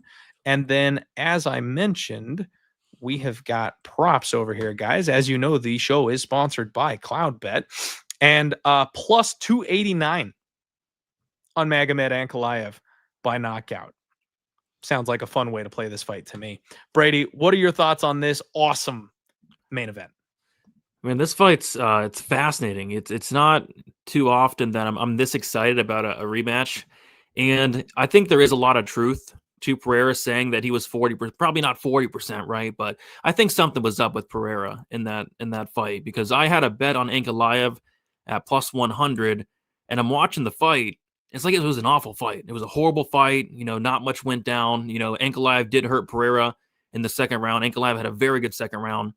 But outside of that, it's just a very low-paced fight, not a ton going on. I'm like, watching the fight, I'm like, what's wrong with Alex? Like what's wrong with him? He's not letting his hands go. I mean, this guy, Alex Pereira, known for that left hook, he's not throwing it. He's not throwing that left hand. I mean, Alex Pereira only landed 11 head strikes over the course of 25 minutes. Only 11 head strikes. Like that's not like him. And I guess there are rumors that he hurt his left hand, which if he did, like, that's bad. Like, that's his main weapon. So yeah, I think he was off that night, but I'm also very worried about Alex Pereira. Just like you, I've always kind of questioned the durability in the chin. He does wobble a lot in his fights. And I'm worried that he's not taking his career as serious as he once was. And, he's 38 years old. This guy came from nothing, right? And then all of a sudden, he has millions and millions of dollars. He's probably getting some of the hottest bitches out there. I don't think he's really all bought in. I'm looking at his Instagram and the Twitter, and he's doing skits, and he just doesn't look bought into me. He's doing a lot of stuff outside of fighting. And that's not Magomed Ankalaev. I mean, Ankalaev is taking fighting seriously. This guy's in the gym, all day, every day. I mean, that's all he has going for him. Ankalaev. He loves to fight. He's a very good fighter. He's boring. He's a very boring fighter. A lot of his fights are very tough to watch, but he's a very good fighter. And Alex Pereira is getting up there in age. And I think it's Ankalaev here, but I'm not going to lay minus 260 on him when I got plus 100 in the last fight, especially when I think Pereira was, probably compromised. And I'm actually with you, which it is kind of a hot take. I think that there's a good chance that Ankalaev knocks out Pereira, and here's why. I think Pereira is going to fight a lot differently this time. I don't think he's going to go out there and do nothing for 25 minutes. That'd be dumb. What I think is going to happen is I think Pereira is going to push a little bit more of a pace, make this a little bit more of a fight, a more exciting fight. And if that happens, I think his chin's going to get touched at some point. So I know Grateful Dude in the chat said fight ends by knockout. I like it. Ankalaev by KO at almost plus 300. I like it. And I think this fight ends inside the distance. And yeah, most rematches, they don't go the same. We can see a fight in the first fight go the distance, the next fight end by knockout or submission, vice versa. A lot of times we don't see the fight play out the same way. Things can certainly change. Outcomes can change. Game plans can change. And I think a lot of things will potentially change in this fight. So I think a contrarian stance on, maybe some violence props would be, not a bad look this week. The first fight went the distance. People are going to expect this fight to go the distance. But, both these guys have a lot of power. You got questionable durability on the Pereira side. I think a finish is certainly in play this fight. So I like Ankalaev here as well. Not laying the minus 260, but there are some props that are certainly sticking out for this main event. I'm glad you and I are lining up on this one, Brady. I think we agreed a lot on this card for the most part, which gives me a little bit of confidence and a little bit of faith, although it's pretty easy to agree when we've got chalk the way we do stacked up on a card like this. So parlay boys, mount up. Hope you guys have a good weekend this time around. I do think we'll get a couple of dogs barking, though. That's kind of been the story of 2025, is these mangy underdogs that people are not expecting. We got to hope that we're on the right ones and we avoid the right landmines. But that is UFC 320. Thank you, everybody, for watching the show. Thank you, all of you, for tuning in live. Again, please do me a favor and share that show out. One of the best things you can do to help me out is with the algorithm once the show is over. Jump in the comments. Let me know what your favorite bet is. Let me know your favorite part of the show. What made you laugh? What made you cry? What take was the worst? That goes a long way for me, you guys, and I always try to get back to all my comments as much as I possibly can. Brady, thank you so much for sharing the screen with me here for a good solid 2 hours on a Monday night where we have a double header of football going on. That takes some serious dedication, so I appreciate you, my friend. The floor is yours, man. If you've got anything to shout out, sponsors, where the people can find you, support you, what you got going on, feel free. Go right ahead, man. Have at it. Yeah, I had no problem coming on a Monday. I don't care about football right now. I went 0-3 on fantasy. I had a parlay busted for the Tucker Kraft anytime touchdown. This dude Tucker Kraft fell at the 1 yard line twice, had a touchdown called back. And there were 80 points in the game. I know, it's like, really, Tucker, you couldn't have gotten to the end zone. So Unreal. that busted like 2 massive parlays for me. So I didn't want to watch football tonight. So I was actually glad that I'm on here. Guys, pray for me. I need T. Higgins touchdown for a huge score tonight. T. Higgins. Just everyone, prayers up. I need all the Higgins love I can get here. Okay, best of luck on that. Hopefully Higgins can get in the end zone. But yeah, screw football for the rest of this week. So yeah, I have Contender Series content coming out tomorrow or tonight, actually. After I get off here, I'm going to record my Contender Series breakdown, and then I'll be going live for my Contender Series Fight Companion on Tuesday. We got week number 8, 9, and 10 to finish the season. And we got some good fights coming up this weekend. So check me out there. And yeah, Clint, again, thanks for having me on. Thank you, chat, for hanging out as well. And looking forward to this card. It's going to be a chalky one. Going to be some greasy fights, but I think it's going to be a fun card. And I'm hoping that Goudier is able to find a short nose replacement, but I doubt it.